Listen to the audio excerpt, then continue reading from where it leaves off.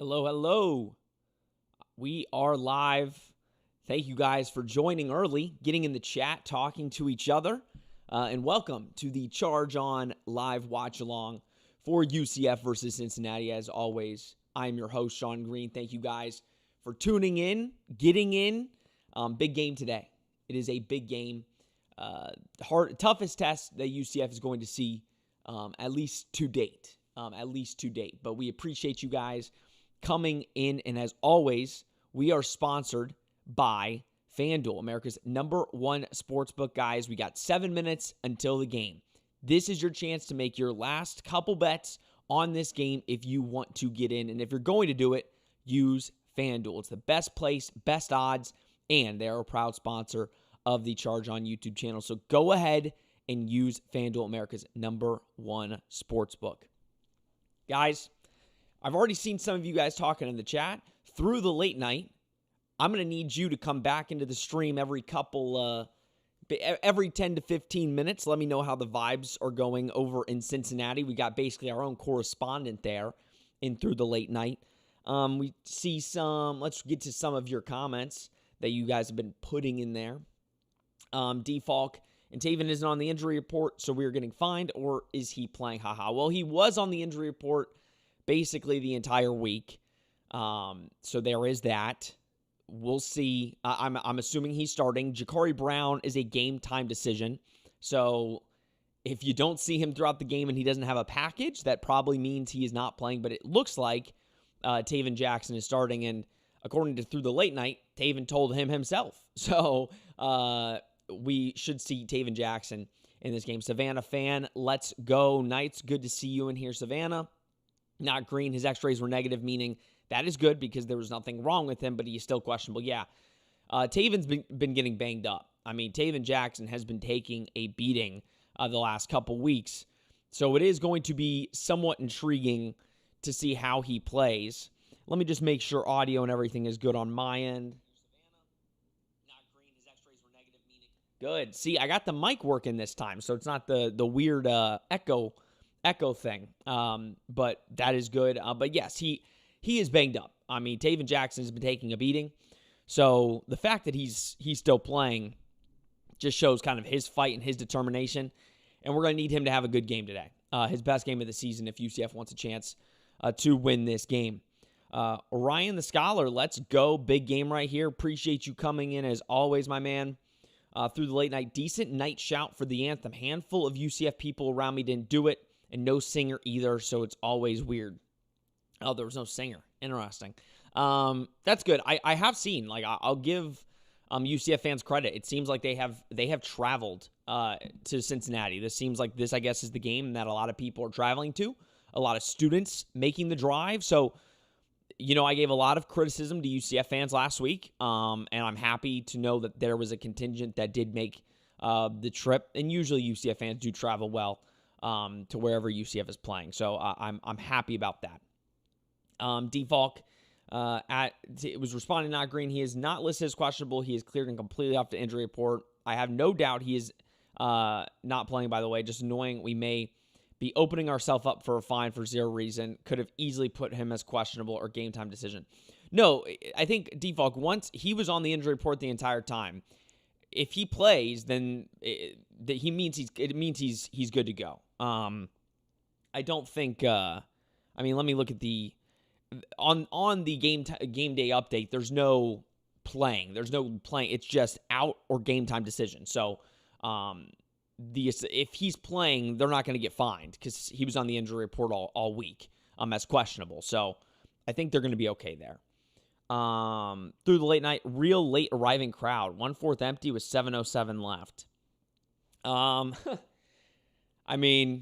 That's interesting for a Cincinnati team that's kind of on the up and up. Now, granted, UCF crowds can arrive a little late, so I'm not going to go completely in. Let me switch to FS1 really quick because I see that Defalk said Fancher is the captain, which is highly interesting. Maybe, again, they've been switching captains each week, So, I think he's clearly gone through a good amount this season, and I think that'd be a nice little, thing for them to give him is to be the captain of this game. But did they post it on Twitter is the real question, who the captains are. I want to see that.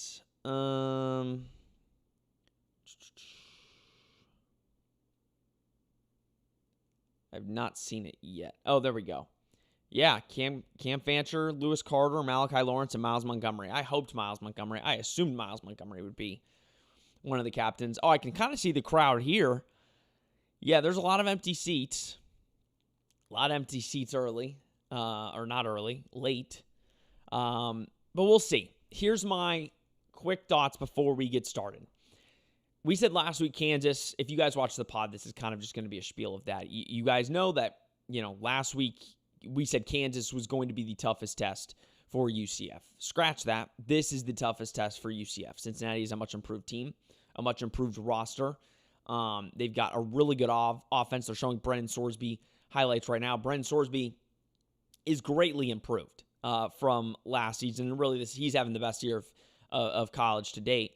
I think UCF is going to have a really good game. They're going to have a near perfect game on the road.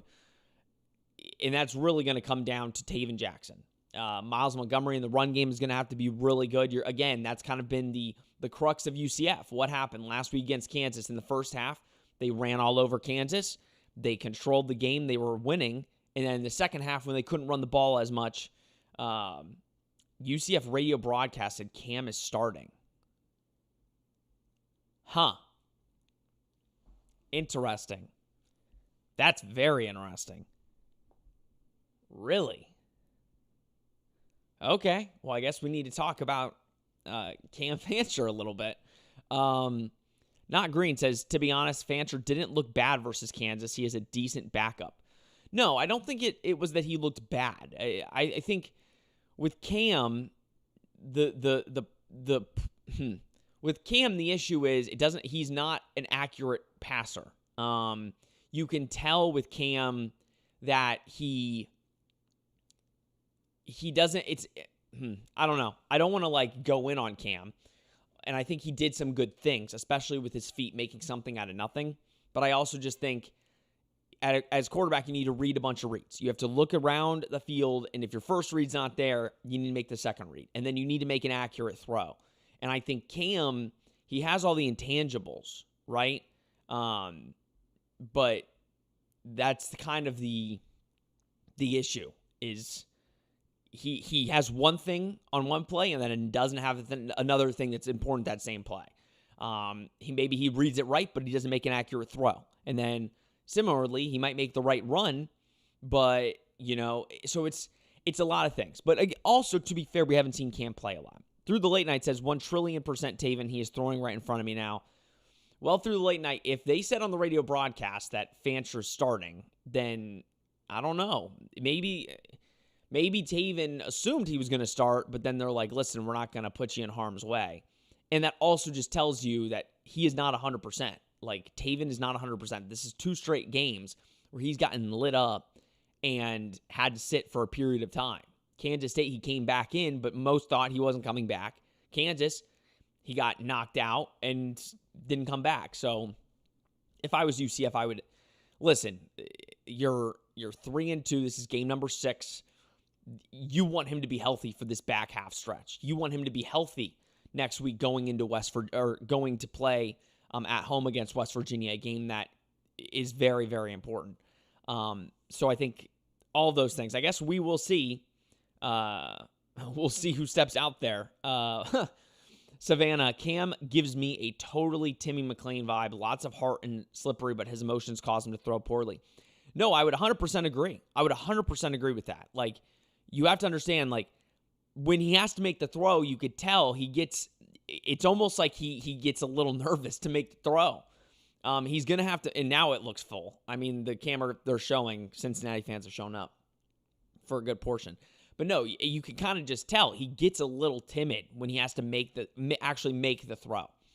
I'm going to keep going, but it looks like we're about to kick off. Just letting you guys know, if you have done this before or watched one of these before, YouTube is about 30 seconds behind me. So from what I'm watching, so that means that most likely you will see plays.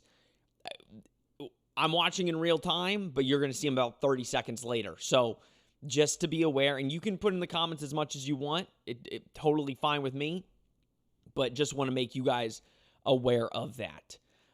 Nick, Cam is chaotic. Sometimes it works, but he feels like a turnover waiting to happen. Exactly. I think that's a perfect way to describe it. It feels like a turnover waiting to happen. Cincinnati's going to get the ball first. We are kicking off. Cincinnati's wearing some nice red jerseys. They look fire. And UCF wearing the white with gold pants. I wore white today for the occasion. Ryan Roy, hey man, love the pods. First time watching the game with you. Good work. Appreciate you, Ryan. Thank you for the $5. We truly appreciate it. It goes right back into the channel. We truly appreciate any donations. And Ryan, you starting it off today means a lot. So thank you so much. Default saying per Mark, Taven is available if needed. This is going to be, we'll see in about, hopefully very quickly, hopefully in a 3 and out. F3 Spirit Guide, gold pants look good. No, they do. The gold pants look fire. I mean, on my TV is really nice. they don't look that good on the TV, but I also just think the camera is not that great. I mean, the FS1 camera is kind of looking a little... Oh, when on the back out shot, it looks good on the wide shot. 1st and 10. 11 gets sent in motion. Brian Sorsby hands it off. And UCF, good tackling there. Only gets a yard for Cincinnati. So it'll be about 2nd and 9.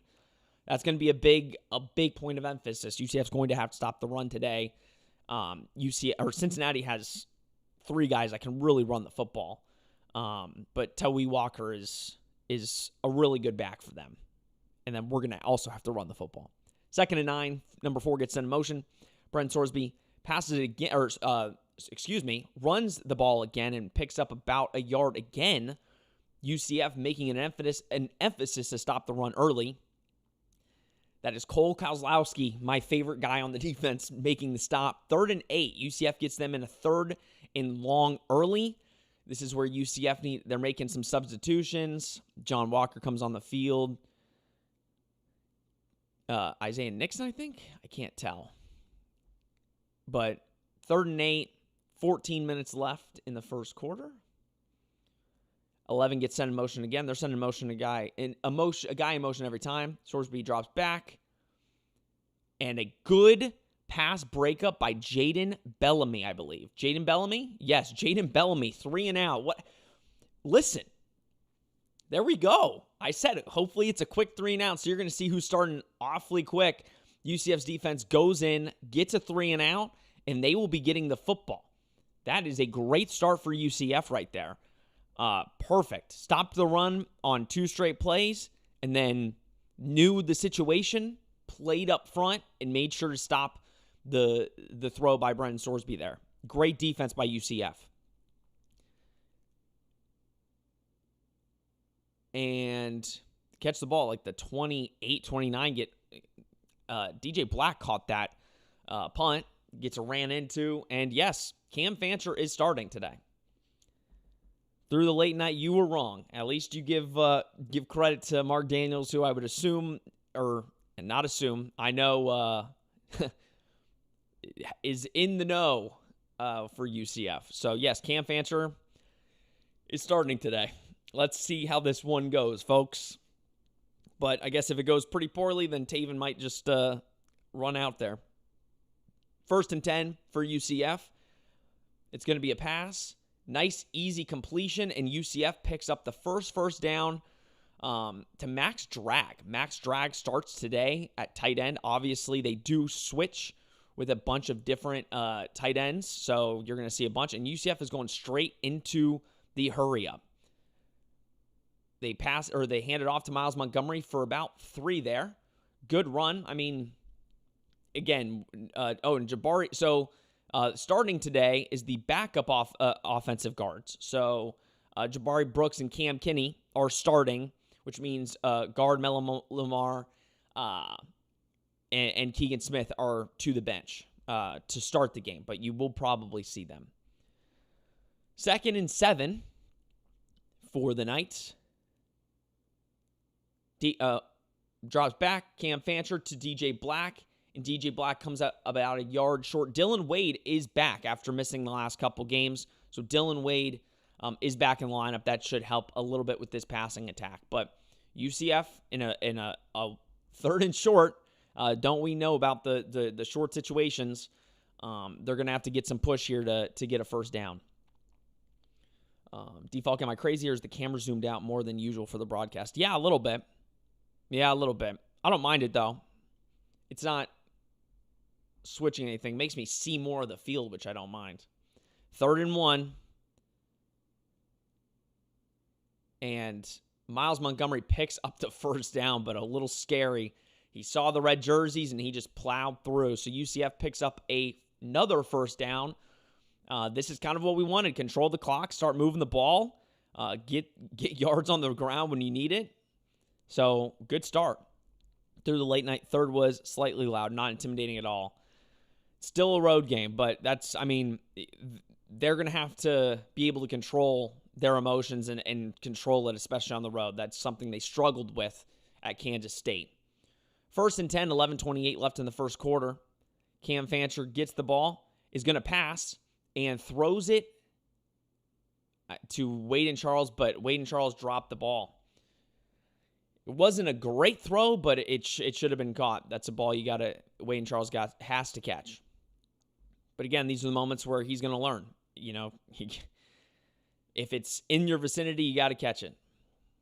So 2nd and 10. It was good read by Cam there. Good read.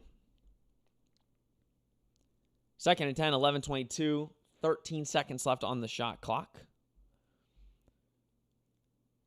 And it's going to be a pass to, it's so sunny, I can't bear, Dylan Wade.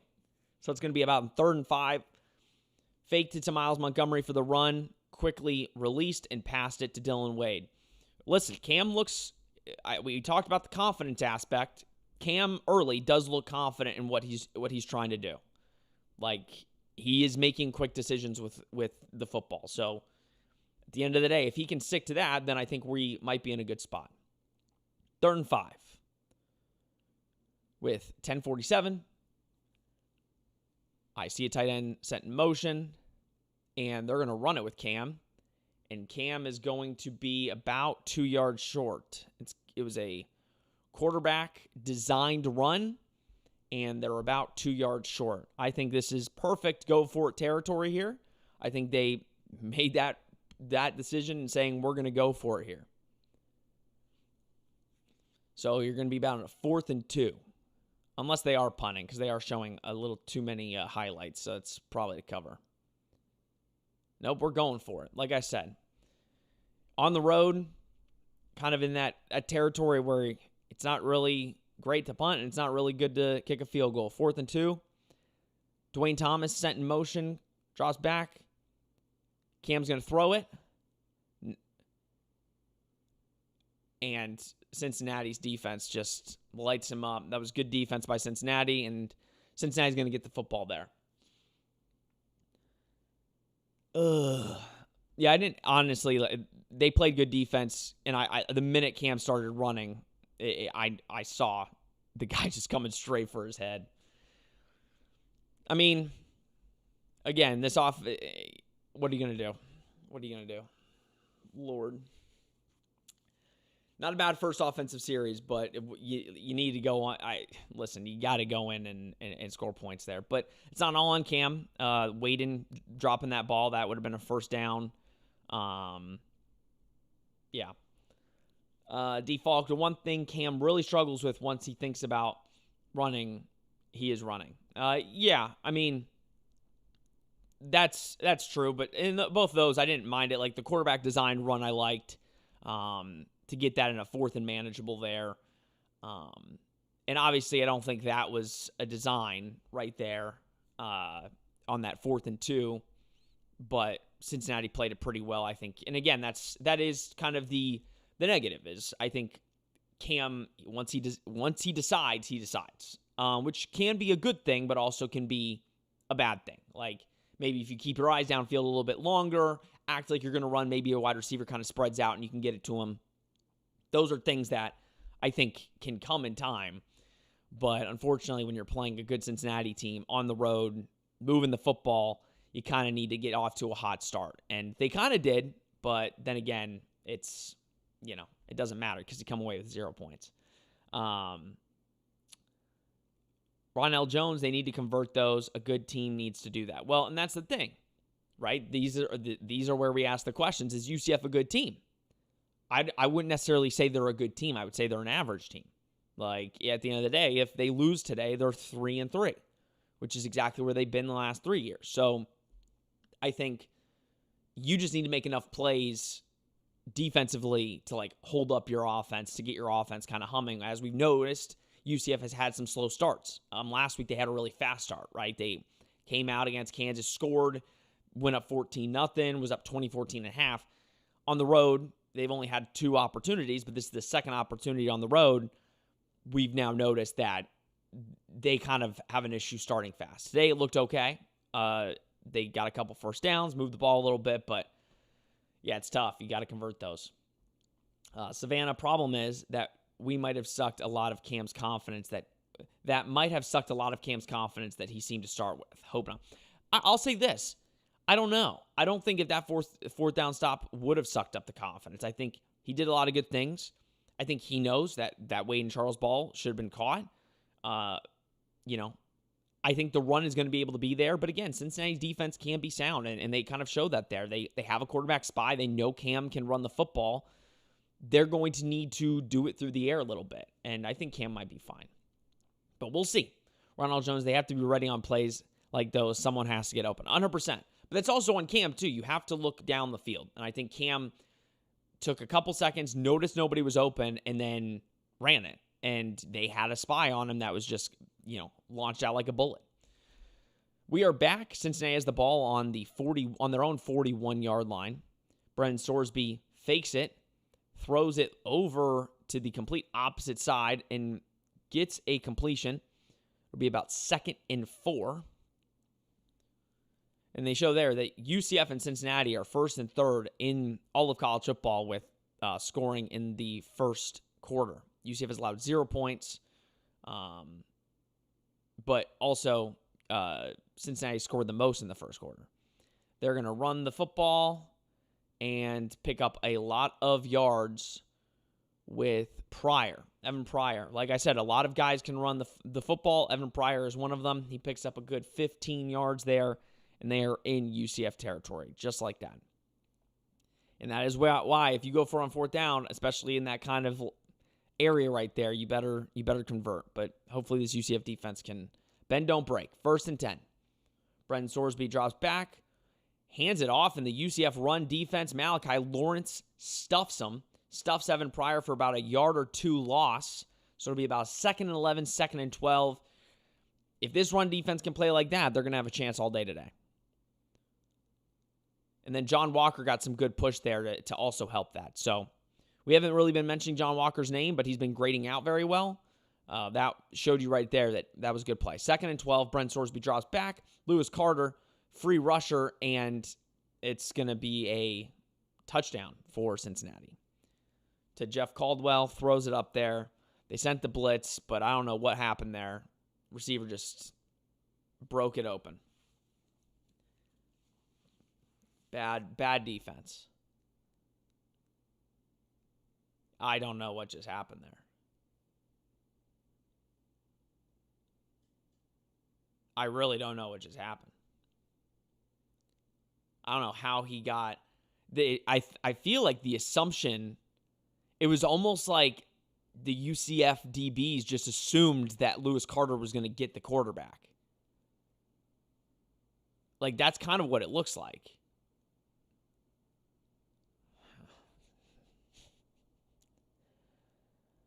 Oh, Lord. That was one of the worst defensive moments all year for the Knights right there. All right, 1 second. Let me change this.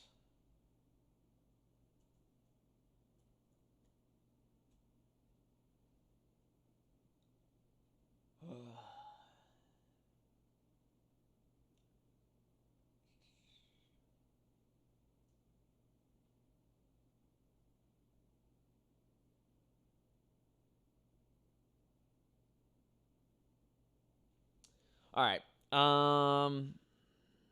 Honeko, no. Defalk, of all the schools to end the scoreless first quarter streak, why did it have to be Cincy? Listen, it was going to happen eventually, and it frankly doesn't matter at all.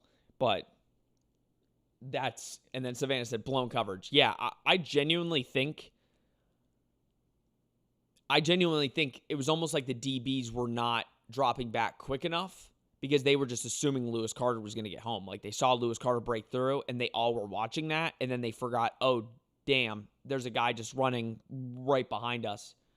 And yeah, like, in that case, what is Brendan Sorsby going to do? Like, he's just got to throw it up.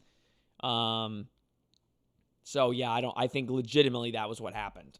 Like, they sent the linebacker blitz with Lewis Carter. He wasn't blocked. And I feel like the DBs just were watching that. But just, it can't happen. I mean, that could have been an interception if you just play the ball. So yeah, not good. Orion the Scholar, wow. Ronald Jones, and that's why you score one on the road. You get a 3-and-out on their first drive. It's almost a must score.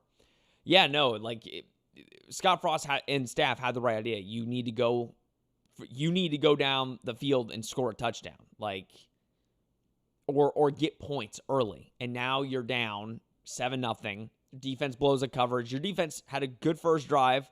Your offense moves the ball in the second drive, but doesn't get the fourth down. And then in 3 or 4 plays, Cincinnati gets a touchdown. And now you're playing. Unfortunately, UCF is not a team that can play from behind. We've kind of noticed it. We haven't had many opportunities to notice it, but in the last 2 weeks, when they're down at Kansas State, it's not like they stop fighting, but 4 plays, 59 yards in a minute and 26 seconds. That can't happen. But nothing has been proven to show that UCF can play from behind. This is going to be a big test to see if UCF can go down the field and tie the ball game up. I think that will show a lot. I think that would show a whole lot, because this kind of just tracks as UCF needs to play from ahead to have a shot to win. And you're already down. It's early, but you're already down 7-0. And now all the momentum goes to the home team.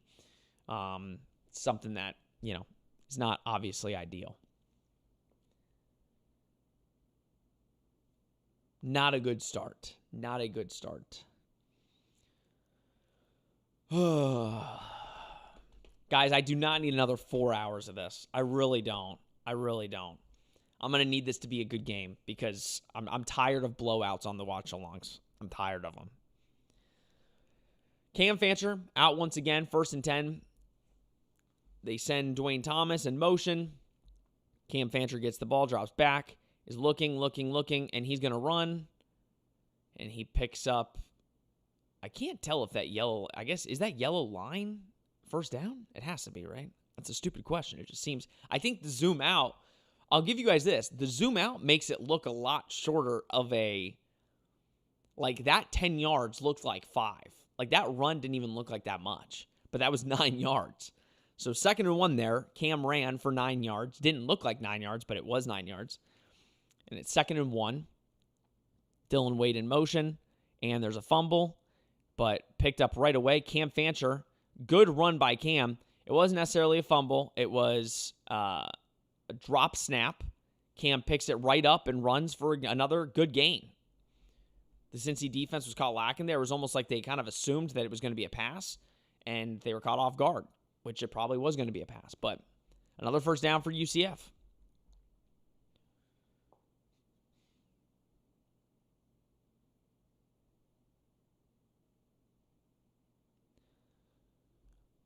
First and 10. Cam Fancher drops back, is looking deep. He's got a man. And underthrew the ball, but Dylan Wade had a step if Cam threw the ball. Dylan Wade had a step. Or DJ Black. And that's a PI. I mean, that is a pass interference. What are we doing here? It was underthrown. The corner makes contact way before the ball gets there. Here we go again. 2nd and 10. Big 12 refs, man.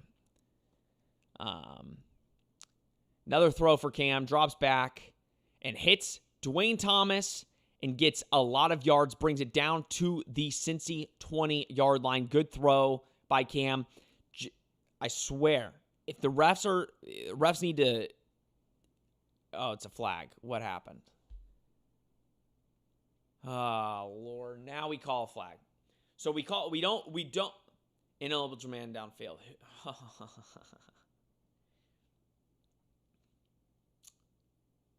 I just can't. So you don't call the PI. So you don't call the pass interference. That was a clear-cut pass interference.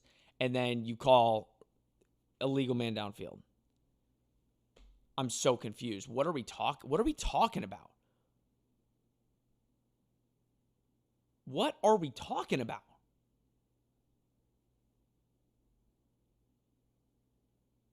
Oh, Lord, dude. What was that?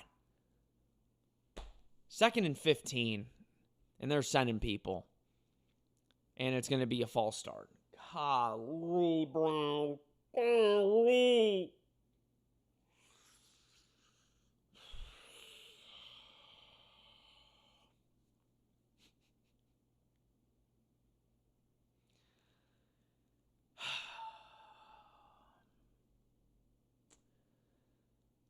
That guy never looked back for the ball. No, it was a PI. It was a PI.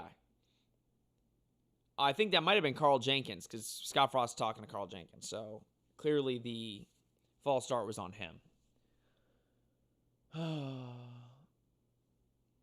All right. 2nd and 20.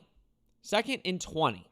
2 opportunities to be down at the 20, and we're on the opposite. Nice throw by Cam there. And DJ Black fumbles the ball. Not helmet to helmet. Fumbles the ball.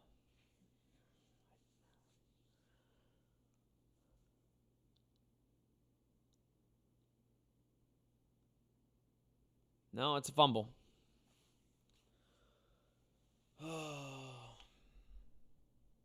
I appreciate you all being in here with me because I couldn't do it. I couldn't do it, bro.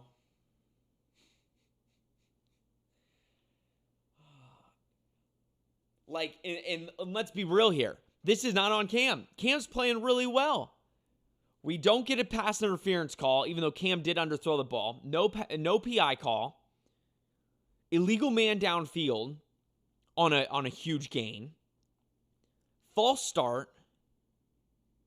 Then fumble on a almost first down. No, that was DJ Black. Oh, who's number 0? That's Wade. Yes, Wade is number 0. 1 second.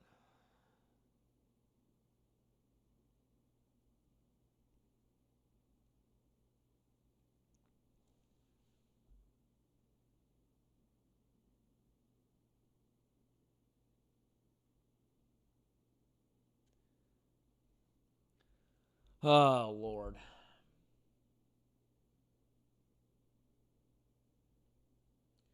Oh, we got some people joining and talking.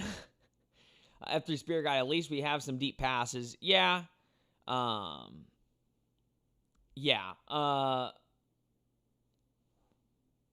underthrew it, but yeah. Savvy Guy, utter garbage players, garbage line, garbage information, garbage wide receivers from budget universities. All right, listen.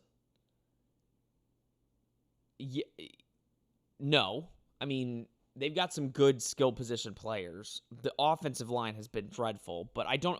Was the false start offensive line? I think it was a wide receiver. I think it was the freshman wide receiver Carl Jenkins, if I'm not mistaken. But if somebody can, because it just looked like Scott Frost was talking to him after that fact.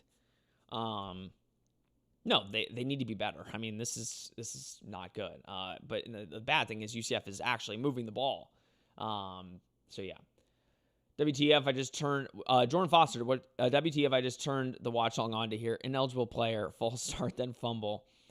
Yeah, that's about as bad as it could have been, Jordan. As bad as it could have been.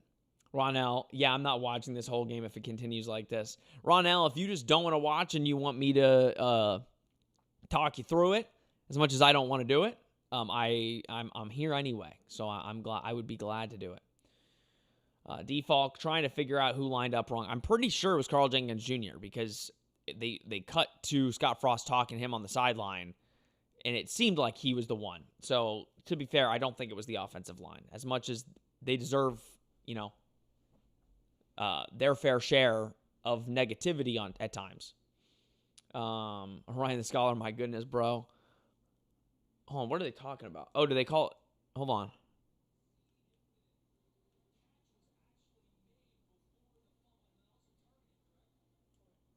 Ooh.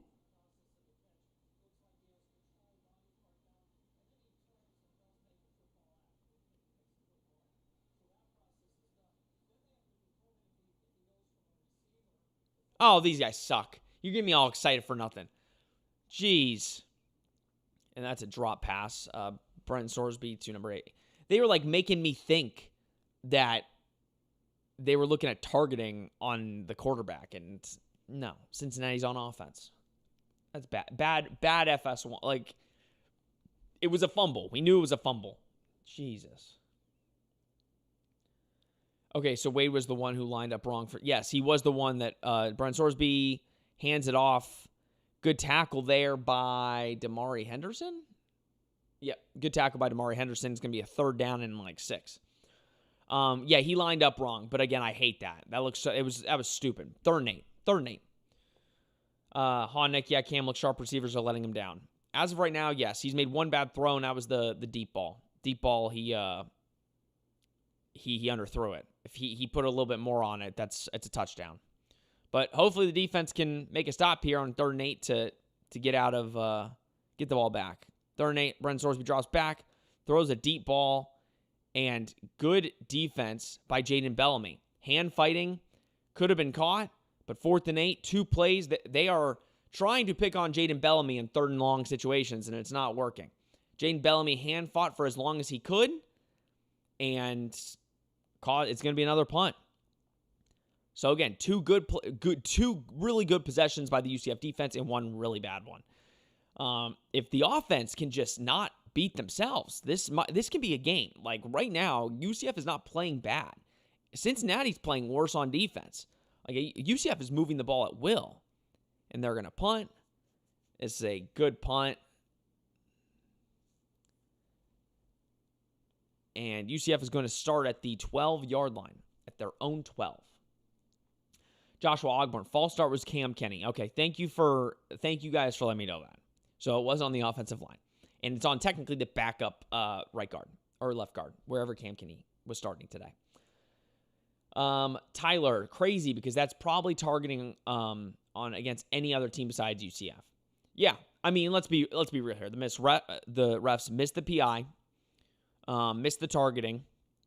But again, like to be fair, don't give that don't fumble the ball. Like at that point. And again, like this is where like you could blame refs, but at the end of the day, Cam needs to make a better throw. Like you need to put that ball where at least you give DJ Black a chance. And he didn't. He threw it short, and yeah, the refs didn't call it, even though it's BS. So yeah, I mean, it's going to be up to UCF today. You're going to have to play a good game. Ron L. Jones, refs hate us, or are we just too fast to see? No, it's not. I don't know. You never know with the Big 12 refs what you're going to get. I mean, you really don't. Default, they explained that poorly. If it was targeting, then it was still their ball. Just yes, no. Yes. So basically, I meant to say that if it was targeting, it doesn't matter because it was still a fumble regardless. It just would have been, they would have still got the ball and it would have been 15 yards back. Through the late night, surely we could do something on offense. Clueless. Yeah, I mean, we're moving the ball though. Like that's the frustrating thing. Like UCF is actually moving the ball on the Cincinnati defense. The problem is they're beating themselves. Like Cincinnati had the 4th down stop, which is fair, but like that last possession, they just beat themselves. 2 possessions they got down within the Cincy. Like that's the frustrating thing.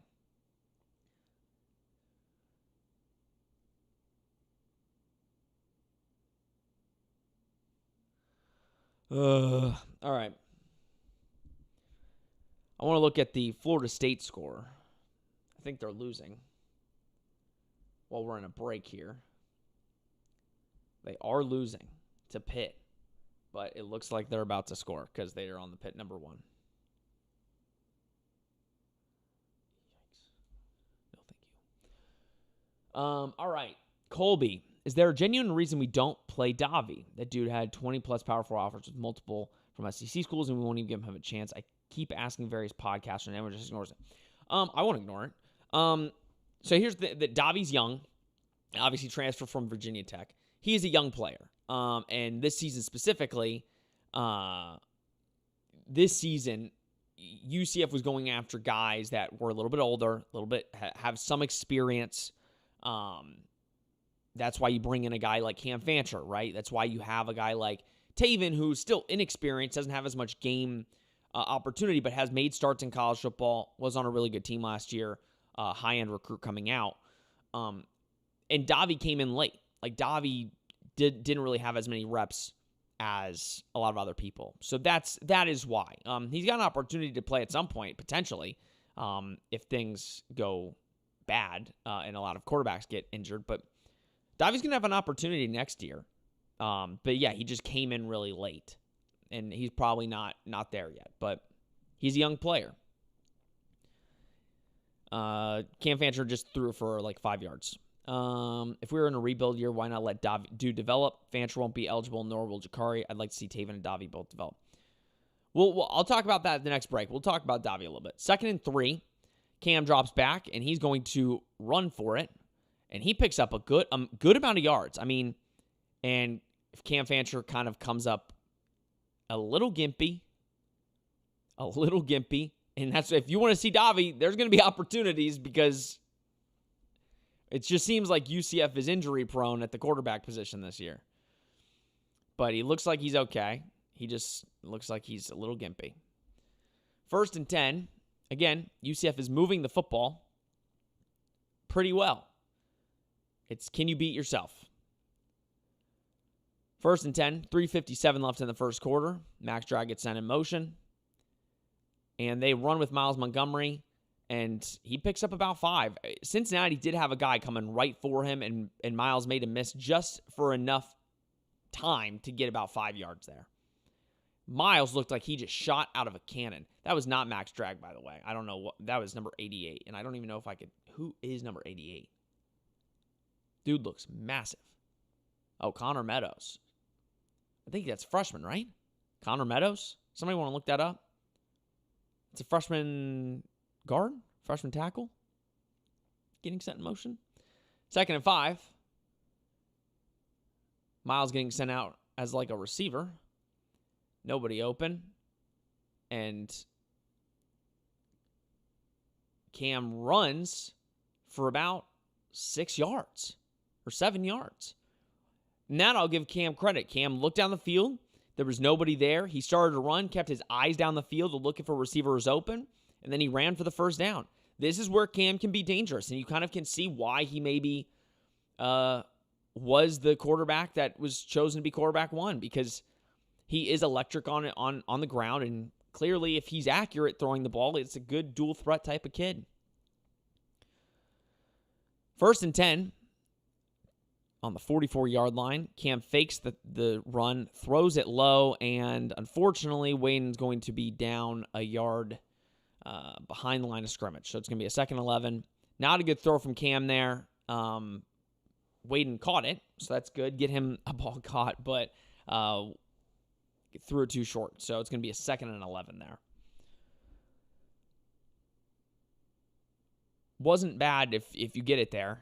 Waden might have been able to make something happen, but not good enough throw there. 2nd 11, 2:04 left. Miles acts like he goes out, fakes. Cam's getting brought back. He spins out of the pocket. He's looking downfield. Cam's going to run for it, and he gets about 5 there. Makes something out of nothing. That's what we're talking about. Pocket was collapsing, and Cam is running for his life today. He is running all over the field. Honestly, good block by Carter Miller. Dude went unblocked. Carter picked it up and gave Cam just enough time to get out of the pocket. So that was great by Carter Miller there. 3rd and 4. Another big, huge 3rd down opportunity for UCF to try and make something here. Cincinnati crowd getting into it. 3rd and 4, 5 seconds on the shot clock. Play clock. They snap the ball. Cam's looking, and he completely overthrows Waden. Like, completely overthrows him. Another bad throw by Cam Fancher there. And that was kind of the play where you could tell it was big. Yeah, he just... I'm trying to see, did he just like... I think he maybe thought Waden was going to keep running. I don't know. That's weird. It was definitely a bad throw.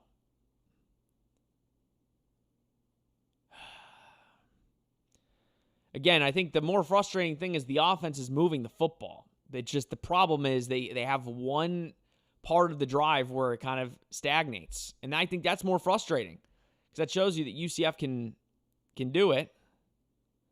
Like they can move the football, but it's just not consistent enough. It's not consistent enough. Ronald Jones, because rebuild. Oh, talking about. Well, I think they're going to come back here. Let's wait until it gets to through the late night. I don't even know what that was. No, I don't. Honeck seemed like he tried to lead him after he was already stopped.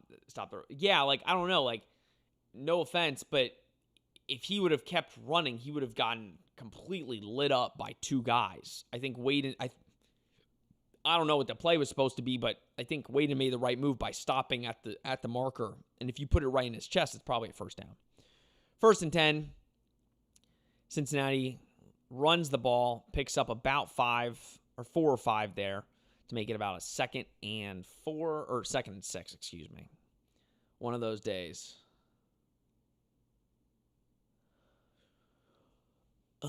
Now this offensive line, I think they've only allowed 1 sack for Cincinnati. So this is a really good offensive line. UCF is doing good in the run game right here. Brennan Sorsby drops back to the pass, and that's going to be a hold. A couple holds, and Brennan Sorsby's like, well, I'm going to stop trying on this play because UCF, the offensive line just held 2 times.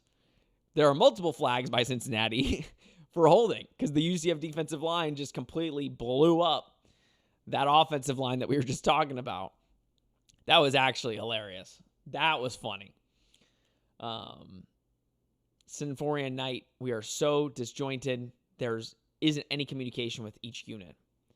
I mean, I don't know. Like, I feel like, again, I think specifically the offense just needs to be better. They need to be more consistent because right now it's not consistent enough. Communication, though, I don't know. I mean, the defense, I think, has a lot better communication. They had the one bad play in this game, but that bad play is the reason you're down 7-0. 2nd and 16. UCF sends a linebacker blitz, and again, to that credit, Brennan Sorsby tried to get the ball out quick, and the receiver didn't know, so you're in a 3rd and 16. Again, UCF's defense, man, I mean, it's frustrating because if the offense was just playing above their weight a little bit and could get a drive going, without beating themselves, this game, UCF can compete, and that's what we want to see. They're not getting blown out. The defense is holding their own. 3rd and 16. 17 seconds left in the first half.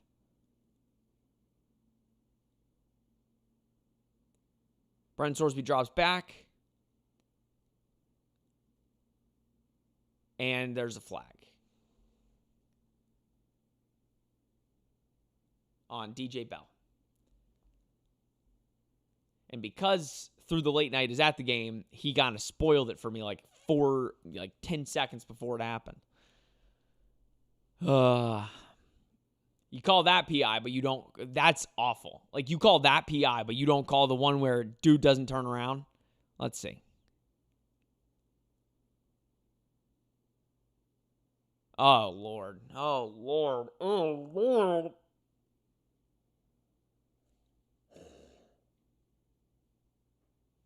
Oh, wow. Oh, wow. That's awful. That's awful. That's awful. Like, that is awful, awful. That is awful, awful, awful. That is so, so, so bad. This is unwatchable because the refs are so bad. That's so bad. This is where you should be able to challenge calls in college football. You should. This is insanity. You just called that PI? That is what you just called? What was that? What are we doing? What are we doing? You just called that pass interference, but you didn't call the one where the literal dude does not turn around and grabs his arm before? Cincinnati throws it. Oh, God, this is going to be a long game if this is what we're doing. This is going to be a long game if this is what we're doing. What are we doing, bro? What are we doing?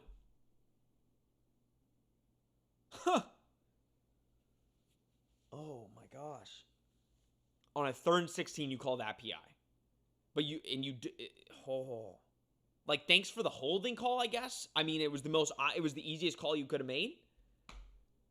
Oh gosh, bro. Gonna be a long 4 hours, boys and girls. Oh Lord.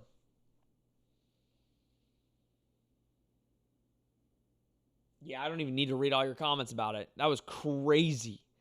That's so bad. It was so bad. I'm sorry if you were headphone users there. I apologize. Wow.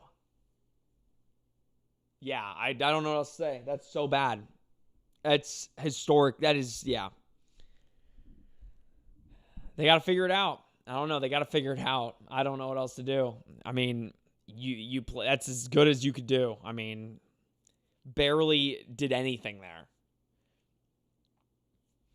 Sinforia, I miss the AAC refs. I don't miss them, but that was epitome of. Yeah, I don't know what else to. I don't know. He threw that flag way before, like, he threw it as the receiver was breaking the route. Corey, defense is getting shafted between the refs and the offense. Yeah, honestly, yeah. Again, if you can hold teams to like 28, you should be able to win football games.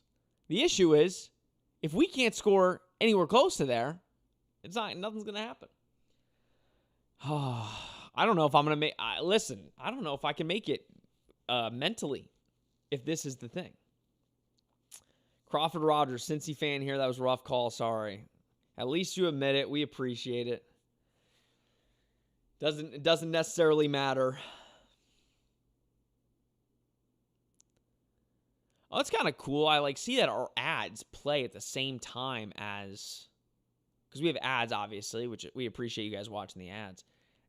You can watch me at the same time as the ads. That's pretty cool. That's pretty neat. Yeah, I don't know, boys and girls. I don't know what we're going to be able to do if this is how the game is going to be called. I mean, if this is how the game is going to be called, we're in for a rough day.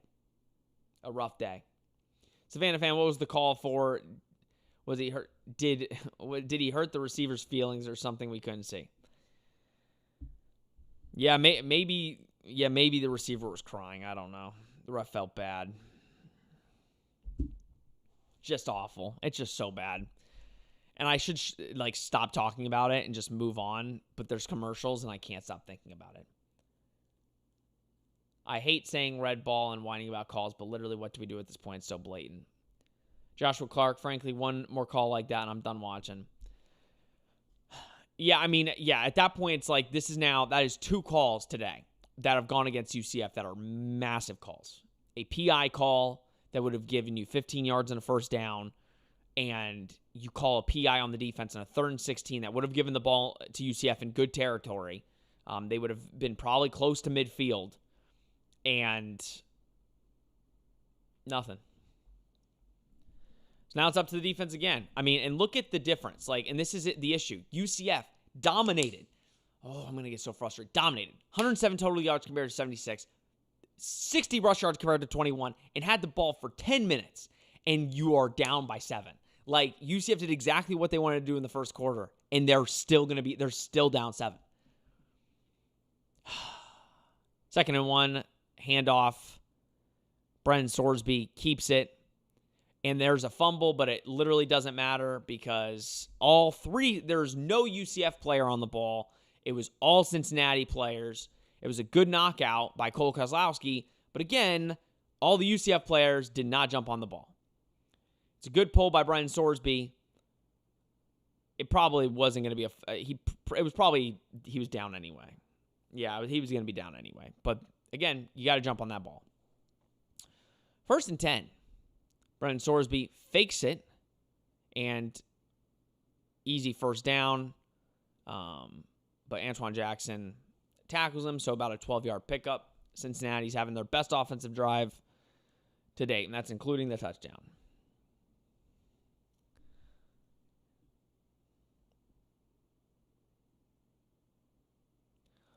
First and 10, run to the right, and picks up about 3 there.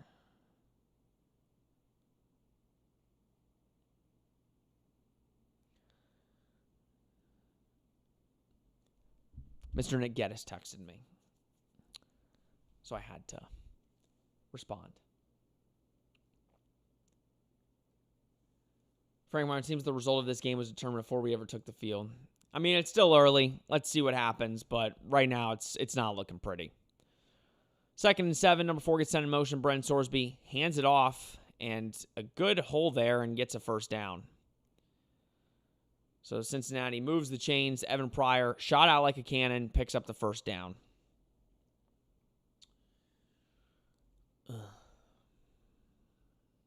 Yeah, I don't know. I don't know, guys. Very deflating.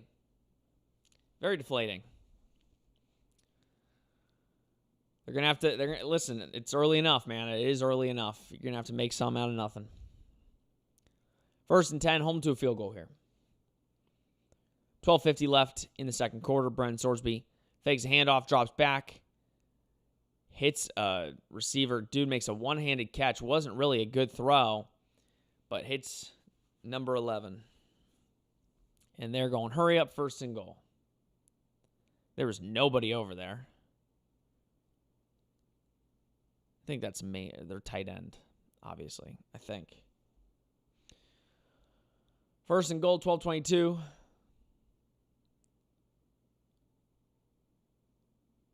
Camp fakes it. And touchdown. Can we get DJ Bell out of the game? Clearly, because that's...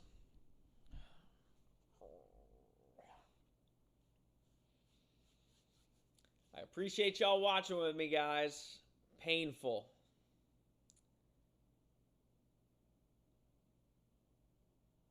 Put the ball right where it needed to be.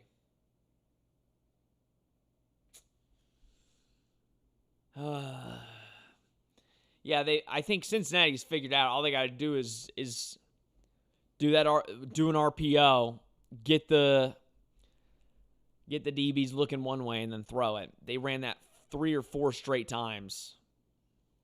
3 or 4 straight times where they just did RPO, pulled it, threw it.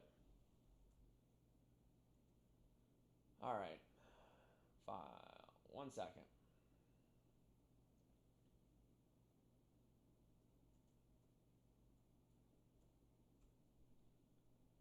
One sec.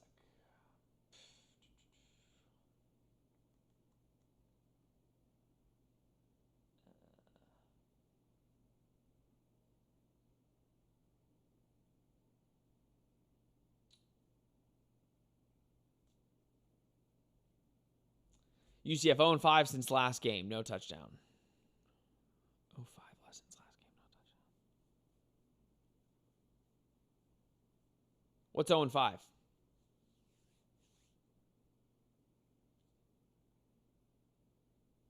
What are they 0-5 in? If you can elaborate. All right, so here's positive. Here's positives. UCF is moving the ball well on offense. They just need to actually, go score a touchdown. I know that's, so simple. But at this point, it's, ridiculous. You're moving the ball very well. Don't beat yourself and pick up first downs. Go put the ball in the end zone. You get the ball after half. So it's 14-0, still the second quarter. This can be a game. 5 drives, no score? I don't know. They haven't had 5 drives, though. I think they've only had 3 drives. The drives, the 2 1-yard attempts this whole game. Oh, okay, I get what you're saying. No, listen, the defense, your defense is not going to be perfect, but if you only give up 7 points each quarter, that should be enough. But the problem is your offense can't get something, they're moving the ball. It's so frustrating. Savannah, defense is good, but inexperienced and having issues with a balanced attack. I mean, I wouldn't say that. I mean, yeah, they have a balanced attack. I feel like they've done really, that was the first drive where it felt like they couldn't stop either, right? I think Cincinnati just figured out if we kind of do like the run pass options and pull the ball and throw it, we're going to get one-on-one situations, and UCF did not do well that entire series. But I think UCF's defense does, give UCF a chance. And Jeff Caldwell is now, has 2 touchdowns today. Defalk, if we win next week, do we charge the field for finally winning in October? Honestly, I might. Legitimately. Carlos Vega should have been off the field without the call, frustrating how the refs. Well, that's what I'm saying. Like, at the end of the day, like, that, it should have been a punt. I mean, again, if you don't call that pass interference because it was not, I mean, that's a punt. And we're running it out, and Jaden Nixon gets nothing. I swear, I like Jaden Nixon, and I know we need to do something in the kicking game, but you can't, like, that can't happen. That can't happen. You can't, like, I get it. You're going to run it out, but it's like the no blocking, like nothing. Nothing. Now you got 90 yards instead of 75.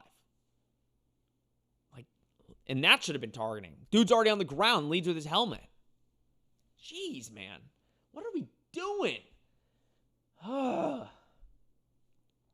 Clip all the frustrating moments from this stream because it seems like there's going to be a lot of them.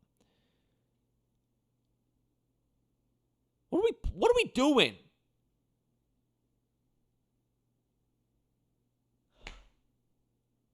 I'm so confused. Oh, targeting. Thank you. Wow. I called that one. Thank you, upstairs. Thank you. We'll show the other one. That one doesn't look like targeting. The other one 100% is targeting. Yep, that's going to be targeting.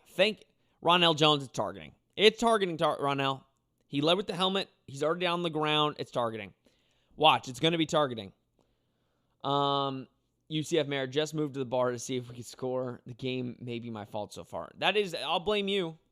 I'm in my same spot. Even though, let's be real, I don't know if that's a good thing or a bad thing. That should be targeting. I mean, knowing our luck, though, the Big 12 will be like, no. Through the late night. Oh, Lord.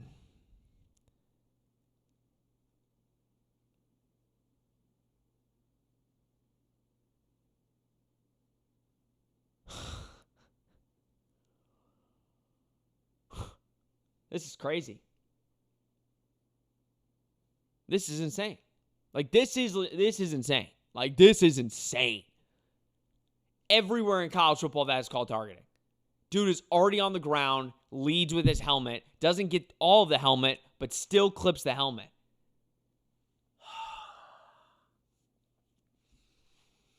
Wow. I just can't. I can't with this game. 1st and 10. And Miles finds a seam, but only gets about 3. Backup guards are in the game, which technically were the starting guards coming in. Yeah, I mean, so far, these refs have been atrocious. Like, atrocious. Atrociously bad. Like, I just, at this point, it's blatant. Like, I know, like, I don't like to blame it on refs. It's blatant. Hold on.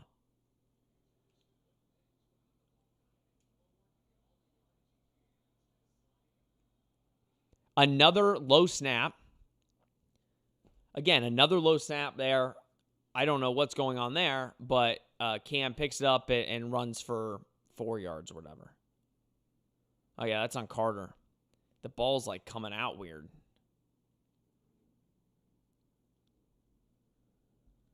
All right, 3rd and 4. This could get ugly if you don't pick this up.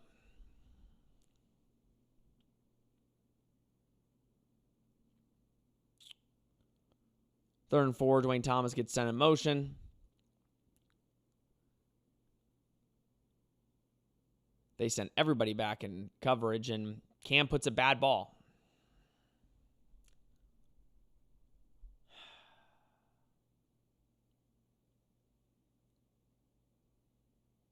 Huh.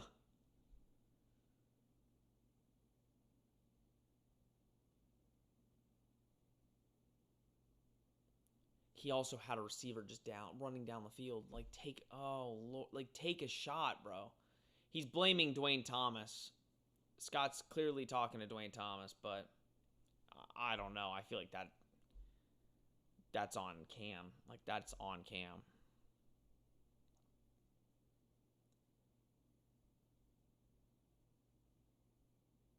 And now it's going to be a false start on UCF, which is going to back the ball up 5 yards.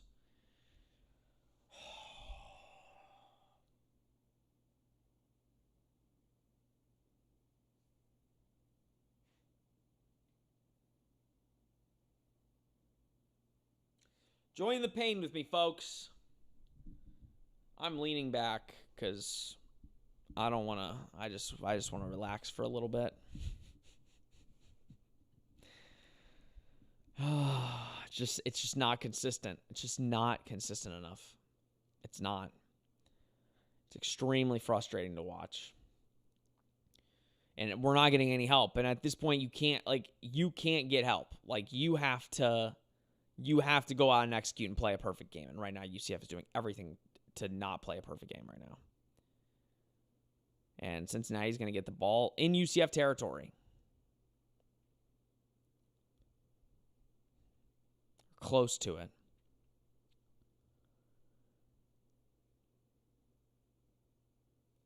Yeah, I mean, it's on both of them. It's on everybody. It's on everybody. It's on everybody. Cam needs to throw better. Dwayne needs to run a better route. Let's not have fumbled snaps to Cam. Like, everybody needs to play better. Like, right now, it's just hard watch.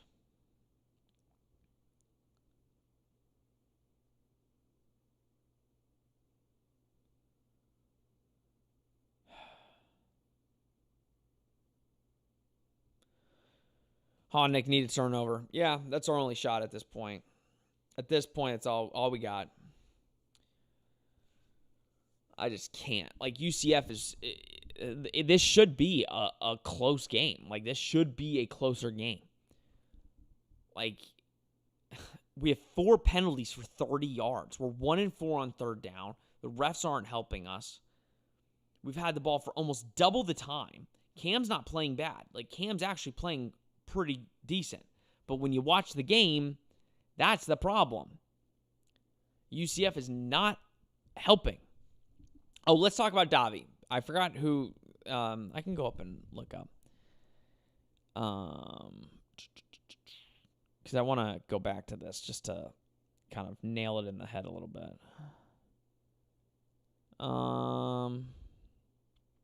Sorry, I'm trying. Oh, Colby. All right. Because I see UCF Mayor saying Davi time. Cam is not playing bad. Like, that's the problem. It's not just Cam. Cam's actually playing okay. Like, Cam's playing good enough to keep you in the game. The problem is the entire team is making mistakes. It's not just one position group. It's just not one person. It's everybody is making mistakes. Offensive line making mistakes. Wide receivers dropping passes or not running good routes. Like Cam making bad throws. Defensively giving up too much. It's everybody. It's not just one thing. You're down 14-0. You're not out of this game. You get the ball at the start of the half. You need to go put up points, though. And unfortunately, UCF is just not helping themselves. It's comical. Like, you need to push the ball down the field. And I think people are so afraid of UCF's, like Scott Frost, pushing the ball down the field that they're taking it away. And you got to be able to execute within the short yardage. And right now we can't because we can't run the football. If it played Taven, at least then we could say, oh, it makes sense why we were losing. Yeah, I don't know. At this point, I could just blame it on the refs. But it's not just the refs. It's us. You can't fumble. You can't throw it short. Like, it's so frustrating. Tyler, Cam isn't playing bad, but he isn't playing good enough to win the game. We need a quarterback with some moxie. I mean, again, I don't necessarily agree. I mean, it's not like he's putting I don't know. I don't think he's playing bad enough to not win the game. I think it's... All right. 1st and 10 was stopped by UCF, so now it's a 2nd and 10. They played that well. It was Joe kind of wanted to see Davi put an MMA kick to a ref.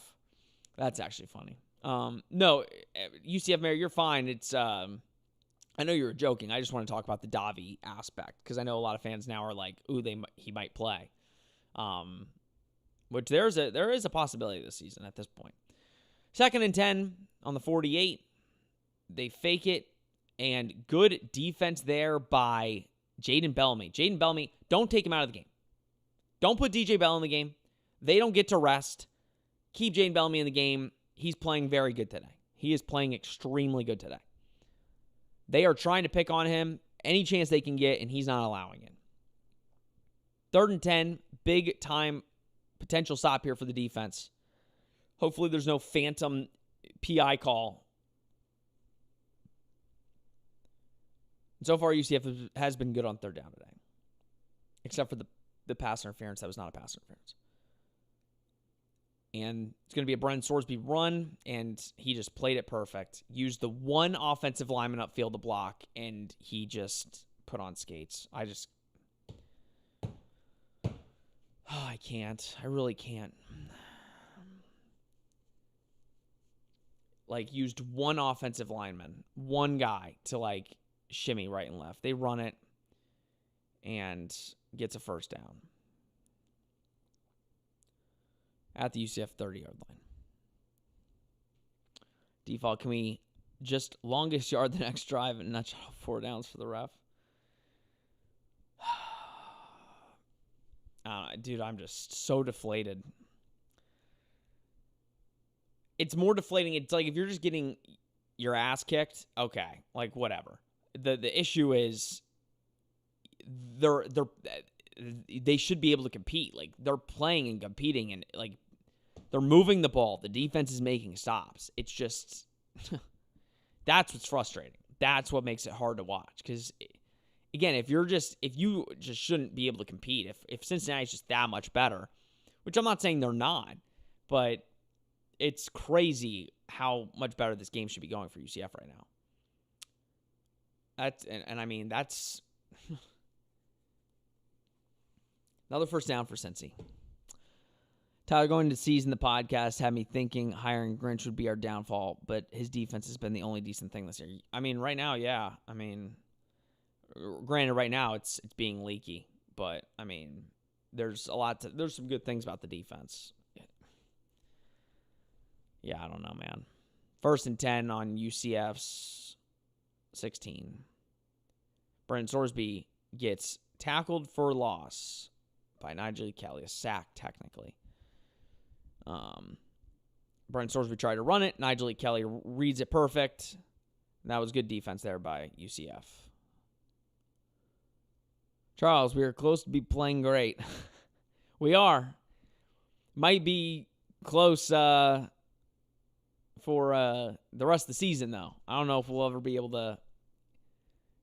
2nd and 12, 7 minutes left. 21 comes in motion. Looks like it's going to be a run, and it is. And there's a wide open gaping hole. And he picks up about 8 or 9 there. So it'll be a 3rd and short. Is Addison calling plays on defense? I thought we were done with 20-plus yards of coverage. Yeah, they're definitely doing a bend, don't break mentality right now. But again, we might not get a touchdown all game. We'll see. It would not be because of Cincinnati. It'd be because of us. Because, again, we're moving the football. Not that last drive, but 3rd and 3. Can UCF get a stop here? Brennan Sorsby fakes it, and he runs for the 1st down. Frustrating. This might be a rout, boys and girls.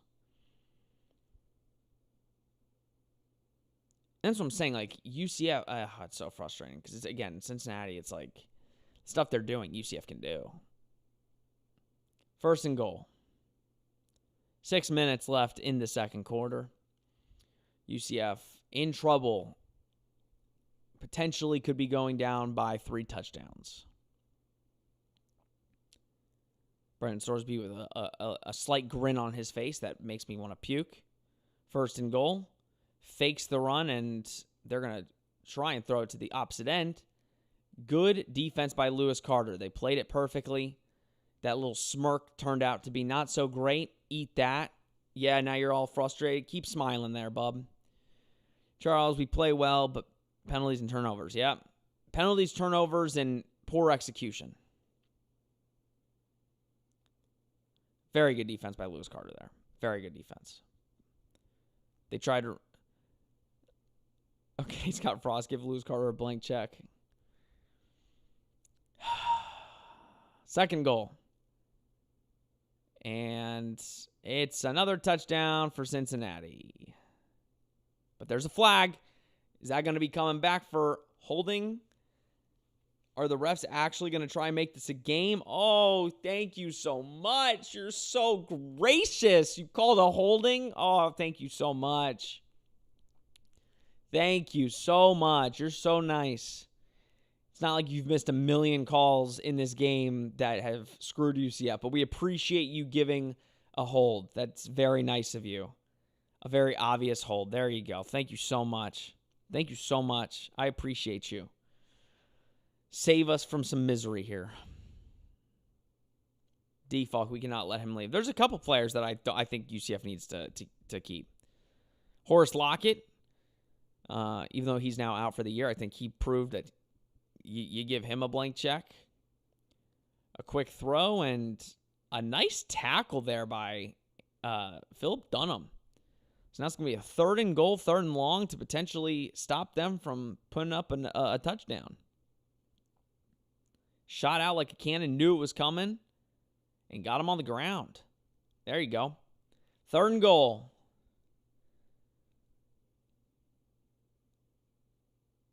Alex Grinch is calling out the defense.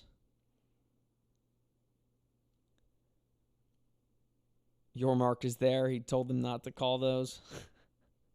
Well, Yormark probably told him to not call the PIs. And good stop there by UCF. On a 3rd and goal, they run for about 2 yards. So UCF is going to hold them to a field goal, it looks like. Keeping this respectable. Respectable.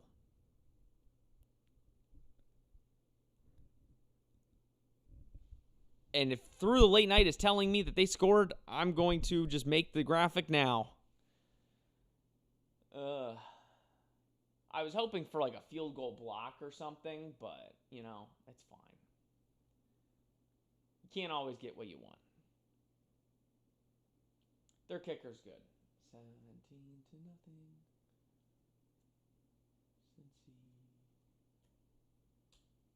What was the score of the first bit, huh?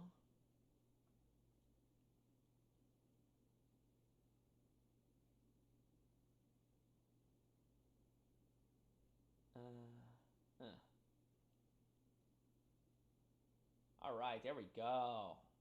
What we all wanted to see. 17-0. R-Tax just got here. Yikes, Cam. Stats don't look terrible. So that's the thing. Cam is not, his stats don't look bad, and he's not playing bad. It's just the team in general is not being very efficient when they need to be. Listen, boys and girls, I said it like 4 times today. I need to stop. That just seems, it's not, I don't want to keep saying that. We're playing from behind. What did I say before? UCF cannot play from behind. But you get the ball here, go make a drive. Go do a drive, go get points. I don't even need a touchdown. Just go do points. And yeah, if you go do points, you get the ball to start the second half, kind of make some noise, make it a game. Like, put some pressure on Cincinnati to perform. Right now, they have no pressure on them. Like, there's no pressure. They're like, oh, we're up by 3 scores. Almost a whole half, no touchdown. This is very reminiscent of, it's very reminiscent of Kansas State. UCF couldn't perform well. Think about it. The one touchdown they had in that half was the one to DJ Black, the long one that was kind of fluky. Besides that, UCF, it was the same thing. The difference was UCF is at least moving the ball here. They couldn't move the ball against Kansas State. And now Florida State is tied with Pitt. I really want Pitt to win bad. Charles Poland, we can play from behind now that Fancher found a way to pass. I mean, I don't know. I don't know if he's found a way to pass. Some of those passes recently have been a little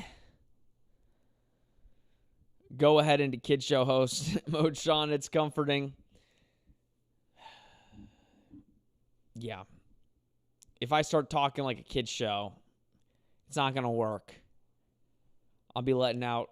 It'll be like a rated R kid show. I'll have to bleep everything. Default UCF playing so bad it has Sean out here making up sentences. Go do points. Dude, I don't know what else to say. Go do points. Go do points. Just do something. Please. I hate these watch-alongs where I have to literally just like, did we notice? I think we maybe won one live watch-along. I can't think of a time we've won on a live watch-along. But my thing, or Cincinnati couple, or no, I don't know if we did that. My whole thing is like, I'm always trying to like look at the positive and be like, okay, how do we like come back and win? Like, how do we do that? Just kneel the ball. Thank you. How do we come back? And it's hard to like come up with that every single one of these. It's very hard. It's very challenging. And that's where my English goes away. And then I start making up sentences. Ryan Roy, we can't afford any turnovers. That's what's lingering for Fancher when he starts slinging it. Yeah, no, for sure. I mean, at this point, you need to play a flawless last 35 minutes of football. You got to play a flawless last 35 minutes. Downs, fumble, punt, punt. Downs, fumble, punt, punt is the first 4 possessions for UCF. Fakes the throw to Miles. Cam drops back, throws it short to DJ Black for about 5-6 yards. That has been the UCF offense, is dump it low, like take the underneath, or that was Marcus Burke. Dude, the 9 and 3, you can't to make a determination between DJ Black and Marcus Burke because the numbers that's the only problem. I can't ever tell between the two of them. TCU game was the last win where everybody but one person in chat gave up.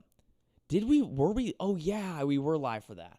I keep forgetting. Again, that game was so long ago. Cam Fancher drops back. Again, nobody really open. You got a quarterback spy. Cam tries to put the moves on the spy, and nothing happens. Again, they're just taking everything underneath like they are. Like, if you watch Cincy's defense, they know they're not running the ball. They're literally sending 3. They're sending 3 to the quarterback because they know UCF can't run. We're just going to put a quarterback spy. And they're taking everything, like, I'm telling you, like, it's very frustrating. This is where we keep talking about where your non-run game hurts you. You can't compete in these games because they know you're going to throw the ball. We know we're going to throw the ball. Like, yeah, it's extremely frustrating. Can't get anything on the ground. 3rd and 4, 4 seconds left on the play clock. Dwayne Thomas gets sent out. You got a free rusher. Cam's going to throw one deep, and that needs to be a PAI. And wow, they called a pass interference. Wow, what a shock. Again, it's like the most obvious ones that you didn't ever throw, but now you threw it. Good job by Cam. Cam was about to get lit up. They missed a blocker, and PI, Marcus Burke, gets the ball thrown to him, and yeah, number 7 just basically pushes him before the ball gets there. Good read by Cam just to give him a shot. So UCF's offense has some life here. Yeah, it was on you. You definitely did do that. Putting up his hand like, yep, that was me. All right, Scott, let's draw some stuff up here. Let's get some receivers in space. Run the football. There we go. Miles Montgomery picks up about 4 or 5 yards there. Good hit by the defender, but you're going to have to run the football. And let's play some hurry up. Or no, you got 2 minutes. I don't want them getting the ball back. Frank Martin, a PI in our favor. Amazing. For real. Isn't it crazy? Got to get 7 before half from Savannah. Yeah, no. I mean, you need points. You need to make it you just need to make it a 2-score game. If you can make it a 2-score game, you go into the half, you got to score at the half or when you come out of the half.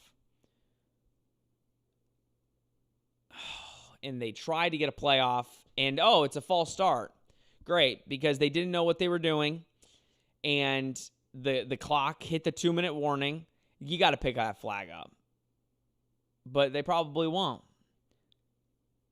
False start. Great. Awesome. Awesome, awesome, awesome. They were trying to get a play before the 2-minute warning.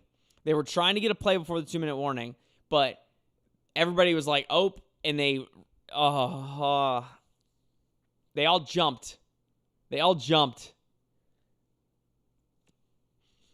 It's so bad, bro. Now they are starting to play. Not great. If I were Finn, I'd play the no rules exist either. Refs have been very friendly to the Bearcats. Yeah, but at this point, it's 2nd and 11. Oh, because of the run. Great. I forgot.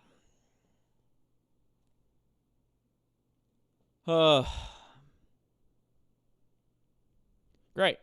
So now it's 2nd and 11. It was 2nd and 6. Now it's 2nd and 11, trying to move the ball. Haven't been really able to get any offense going for a little bit now. And you need to go score before the half, or else it's going to be ugly. Everyone went but Carter. Great. Yep, that's what it looked like, Defalk. It looked like everybody went but Carter. That's what it looked like. It's sad, man. It's sad. Very sad. Everything's bad. Nothing is good. It's something, man. It's something.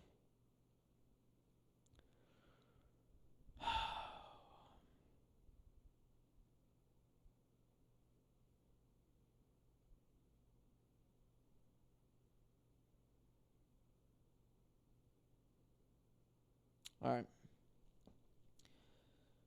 I think they missed a pass interference on Cincinnati. Yep, they did. They've missed a lot. Ronald Jones might be the worst offensive line since watching UCF. So many flags. It sucks because it's literally whenever UCF has like something going, that's when the stuff happens. It's like you can't, like 2nd and 6. You're moving the ball. You need to score at the end of the half, and then you all jump. Like it's like just a lot of like it's not good. It's not good football right now. If only the refs gave us that PI. Yeah, if only the refs did it. But also, again, like, and this is what I'm saying, and this is what I'll keep saying, like, at this point, it's like, it's on you. Like I told you, like, Cam should have thrown that ball better. Yes, should the refs have called the PI? Yes. But you have to throw that ball better. Like, you have to throw it deep if you're going to throw it. And at this point, yeah, it's like, you're just playing poor. You're just playing poorly.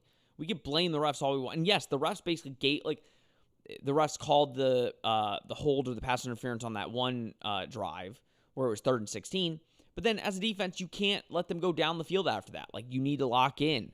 So it's like we can make excuses all we want. And though the excuses are valid, but you need to be able to overcome it. And right now, UCF just can't overcome it. Like, they're just making so many mistakes and so many mental errors that it's really biting them. It is really biting them. I was looking on Twitter, like, Bill Belichick, he called in to... Answer that. And he has to be watching right now. That's literally Bill Belichick calling Kirk Herbstreit. He probably has something to say. Yeah, he probably does. But you know, every coach... Bill Belichick called Kirk Herbstreit while he was on air talking about Bill Belichick. That's kind of funny. Chris Walls, realistically, do we think we can upgrade our offensive line by next year? No.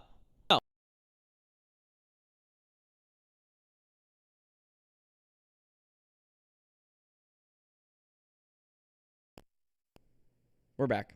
Realistically, no. We cannot. Realistically. Cam Fancher throws to Dylan Wade, picks up the yardage that they lost. So it'll be a 3rd and 6 when really, So frustrating. So frustrating. I can't. I can't. So, yep. UCF got all the yardage back from the false start penalty. And now you're in a third and manageable. 3rd and 5. 3rd and 5. Through the late night, you're just spoiling football for me. Because I can't watch the game knowing you're there. And then we throw it, and it's definitely not going to be a first down. And, I know this is crazy for me to say, maybe because I just want joy. Just go for it. I mean, who cares? Like, you're already down 17-0. Like, you might as well just go for it. There's no need to punt. They were in a wide receiver screen. Cam threw it behind him, which I don't think it was a horrible play. I think it was poorly executed. Like, Cam threw it behind DJ Black, and then he had to do like a big 360 to go get the ball. Wow, Scott Frost is listening to me. 4th and 7, let's go. Through the late night, don't you dare put anything in here. 4th and 7, I think he's hearing me through the screen. It's like, we're already down, might as well go for it. They're in a zone. You're going to have to put the ball on Mark here. And they've got pressure. Cam's running out. You're going to have to run big. And Cam Fancher picks up the first down. What a play. Wow. See, I mean, all right. There we go. Picked up the 4th down. Let's go. And they got pressure too. I mean, again, good on Cam for getting out of there. Cam is running for his life today. Yeah, Preston Cushman, that was just terrible. That was bad. All right, 1st and 10. UCF's moving after a 4th down conversion. They send Jaden Nixon in motion, dumping underneath. Unfortunately, Carter Miller didn't block the guy he needed to block, and we only pick up about 4 yards on a good play there. Not a good play. Well, you should have gotten more. Who's calling timeout? Oh, Marcus Burke is down with an injury.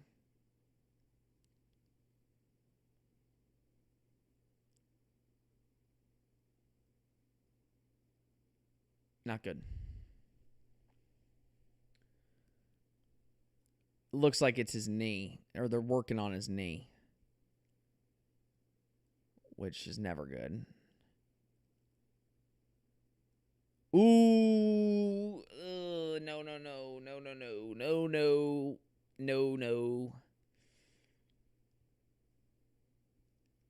I can't tell if it was a hyperextension or something bad. It didn't look good.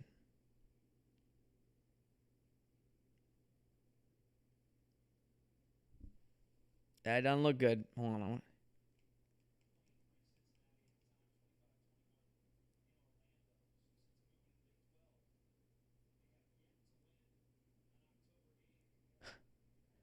Oh, they finally put the October stat up there. Lost last 8 in October. All right, Marcus Burke is walking, so that's a good sign. It looked like his knee got like bent back, so hopefully just like a hyperextension or something. But he is or I don't know what it would be, but he is walking gingerly, but he is walking on his own power to the UCF bench, so that is a good sign. That is good to see.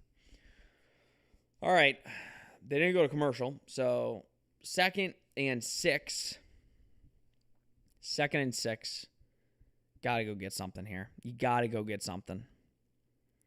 Cam, at this point, you might as well just run for your life the rest of the game, because until we get a deep passing attack, it's going to be like that.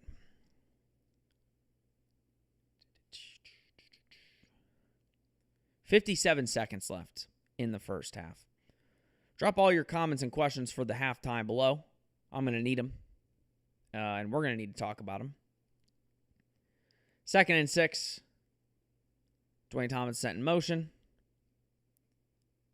Drops back. Nobody open. And Cam's going to run for it. Like I said, just run, young fella. And he's not young. He's played in college for a good chunk of time, but just keep running the ball. You keep doing that. There's nobody open downfield. I mean, and I'll give him credit. He's not forcing anything. So if I'm Cincinnati, I'm going to have to do a better job stopping that, which might actually force them. They've got a quarterback spy on him. Hits it low to Jaden Nixon, so that's going to pick up about 5 yards there. And UCF gets timeout. Jaden Nixon's shoe kind of comes undone there, but UCF burns a timeout anyway. That's good. It's looking like UCF should be able to get a score here regardless, if it's a touchdown or a field goal. Oh. Ugh.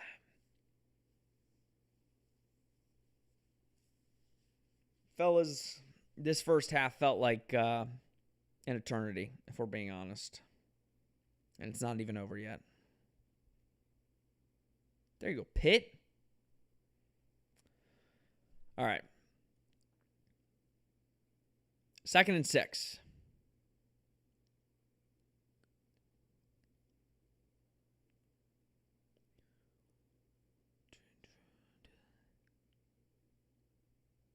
They're just showing Cam Fancher.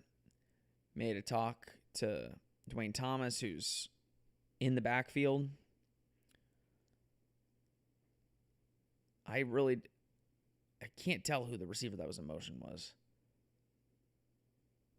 And Cam throws it to Jaden Nixon, comes out, and Jaden Nixon drops it. It was good. They have a quarterback spy just waiting for Cam to run it. Cam noticed it, threw it to Jaden Nixon. Jaden Nixon just bobbled the ball, and then it goes out of bounds. Kind of put a little too much on it, but I get it.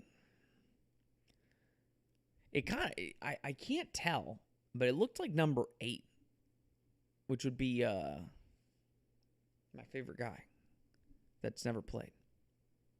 But it might just be DJ Black, number 9. All right, 3rd and 6. 5 seconds left on play clock. They're sending. Cam throws it and throws it out of bounds. They don't call the PI. Let's see it. Can we see the replay? To be fair, it wasn't that good of a throw, if we're being honest.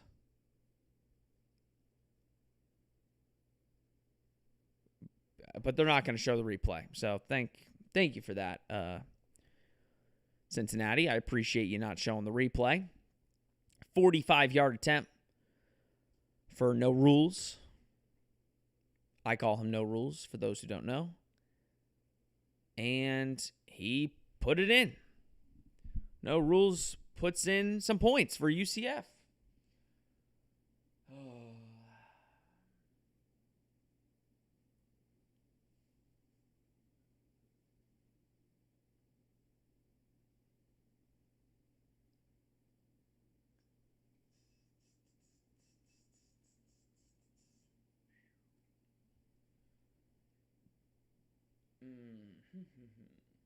I'll be getting to all of your questions shortly.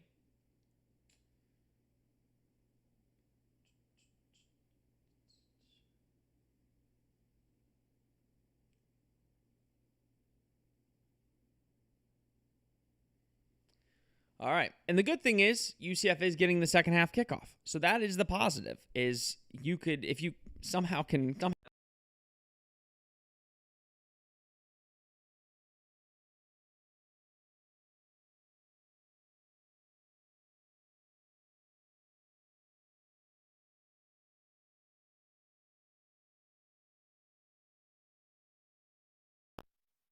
We back? Yeah, we back. Sorry, the mic went out. If you could somehow get some offense in the second half and go get a touchdown, like you're down two scores now. So that's a positive. You just need to play a perfect second half. That's kind of the kicker. What happened?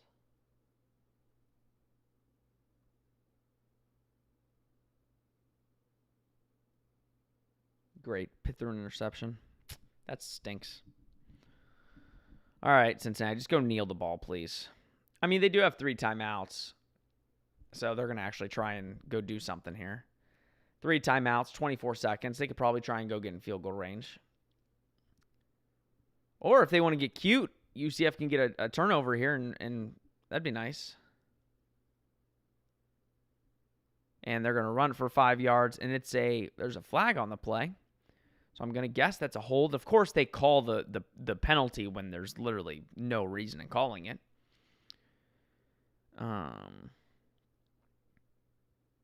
Good job, Scott. Thank you. Just take a knee and go into the half, please. I would appreciate it. Because at this point, I need a break. Holding on Cincinnati. All right, let's get to, well, again, let's just wait until they ultimately kneel it. What are you laughing at? Like, since he's having too much fun, we need to end that.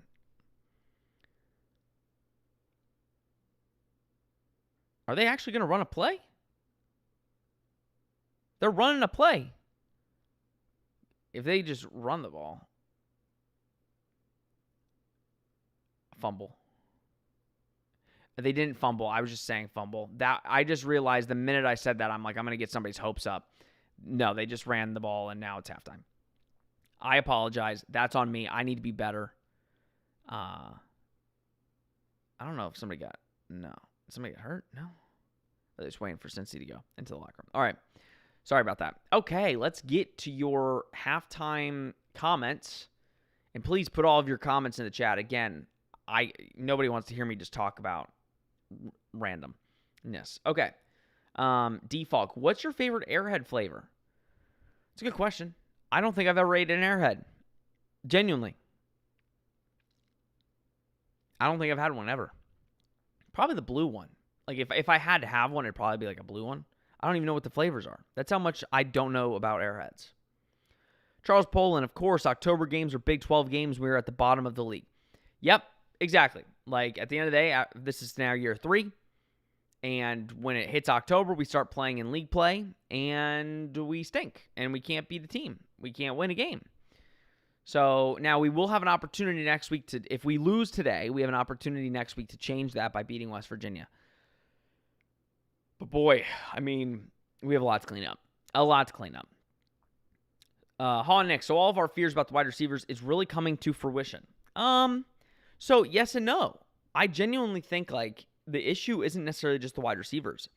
The problem right now, and this is a question we kind of need to ask Scott Frost, is like, their non-running game is causing teams to play like this. So if you watch Cincinnati, all they're doing, they have 7 guys. They have 8 guys in coverage. They have 8 guys. And they're rushing 3. They're basically saying, we want you to throw the football. We know you're going to throw the football. We know you can't run the football. So throw the football. That's all they're doing. If you watch it, like, you see it. Their defense is just out. Because they know UCF can't run, so we're just going to play up. And that's kind of the issue right now, is UCF can't run the football. Like, they just can't. And that's where it's not even the receivers. Like, yeah, the receivers aren't necessarily getting open, but when you have 8 guys that you're trying to, like, find holes within, it's because they can't run the football. And they know that. Scott Frost knows that. Because now all they're doing is they're rushing 3, and they're putting a quarterback spy on Cam. Because they're like, we don't want Cam beating us on the ground because we have so many guys in coverage. So we're just going to put a quarterback spy right here. And that was on one of those last plays on the last drive. Cam was going to run, and they had the spy right there, and he tried to dump it off to Jay Nixon, and he dropped it. So that's kind of what's going on right now, is they just don't have any resemblance of a run game, which is causing teams. And that's why last season, this is literally, guys, the epitome of last season. The only difference is it's the opposite. Everybody knew UCF wanted to run the football, but they couldn't throw it. So they would put 8 in the box, and then they would drop back like 2 or 3. Now it's the complete opposite. They're dropping 8 into coverage, and they're only rushing 3. Aguaya Green. Oh, wait. Default, because I'm already over this game, so random questions are needed. I'm good with random questions. Anybody have a random question? Let's do it. Aguaya Green, good seeing y'all at the game last week. Good seeing you. I'm glad I know you're in band now. And we'll see you next week. We'll see you next week out there for West Virginia. Nick, I don't know that I've ever eaten an Airhead. See, I don't think I have either. Like, I probably have. I just can't recall it in my brain. Default, how the hell do you have 12 completions for 69 yards? That has to be close to a record for least yards. Yeah, what's his stat line for the first half? Let's see. 12 for 17, 69 yards. He has 104 quarterback rating. He's ran for 70 yards. So, again, guys, this is where, he is playing okay. It's just, some of the balls aren't there. I mean, that's just the honest truth. But at the end of the day, you're 1 for 6 on third down. That's the reason you're losing this game. You're 1 for 6 on third down. You can't get third. You were doing good at the start, but Nick saved the shutout. Yep, at least we put up points. That's the positive. Tyler. Yes, Cam's getting first downs with his legs, but he can't just sit there and hold the ball. We need to take shots down the field. So again, yes, you are right, Tyler. I'm gonna get up for this. I'm starting to get not heated because I'm not getting heated, but I'm getting excited because I know football and I know what's happening. Basically, yeah, I think they want to take shots. They want to take shots down the field. They took a shot down to DJ Black the one time. The problem is we don't have a run game. We just don't have any resemblance of a run game. So it's very frustrating to watch because if I'm Cincinnati, it's they can't run the football. The only run game they have is Cam Fancher. And the only reason Cam is getting rushing yards is because there's nothing down the field, so he's just getting out of the pocket and running. I guarantee you the second half, they're probably, if they wanted to get fancy, they don't really need to, but they could put 2 linebackers just in the middle of the field and just wait. So you could stop it left or right. Because that's the problem. He is left-handed, but he runs both ways. So it's which makes sense. But if they wanted to get cute, they could put 2 linebackers that are kind of spying right in the middle and then just play everybody else. And you basically put 2 in the middle, 6 guys in coverage, and then 3 guys on the line and basically just play it that way. The problem is they want to take shots, but they can't. Teams aren't playing UCF that way. And until UCF has a run game, people might be confused. Why is this off? It's Scott Frost. Why is this offense not as electric? Why is it dinking and dunking? It's because they don't have a run game. And Scott Frost knows that. He won't outwardly say it. They just don't have a run game to do deep plays. The reason deep plays happen is when you're doing run-pass options. And you could fake it to the running back and get a receiver deep and hit it deep. They don't have a run game, though. So they can't do those explosive plays, which is frustrating, and it's hard to watch. But right now, the UCF offense is going to have to be dinking and dunking your way to a touchdown. Unfortunately. Charles Poland, we are good with the kicking game this year. Yep. I mean, he had a really bad first game where he missed the field goal or whatever. And we're oh, no, here we go. But besides that, it really good. Ronald Jones, a story win, guys? I don't know. I mean, we'll see if they can make something happen, but it's tough. Defalk, I don't know what happened, but the last minute of the pod was the best it has ever been. Not sure why. I don't know what happened, but the last minute of the pod was the best. What did I do the last minute of the podcast?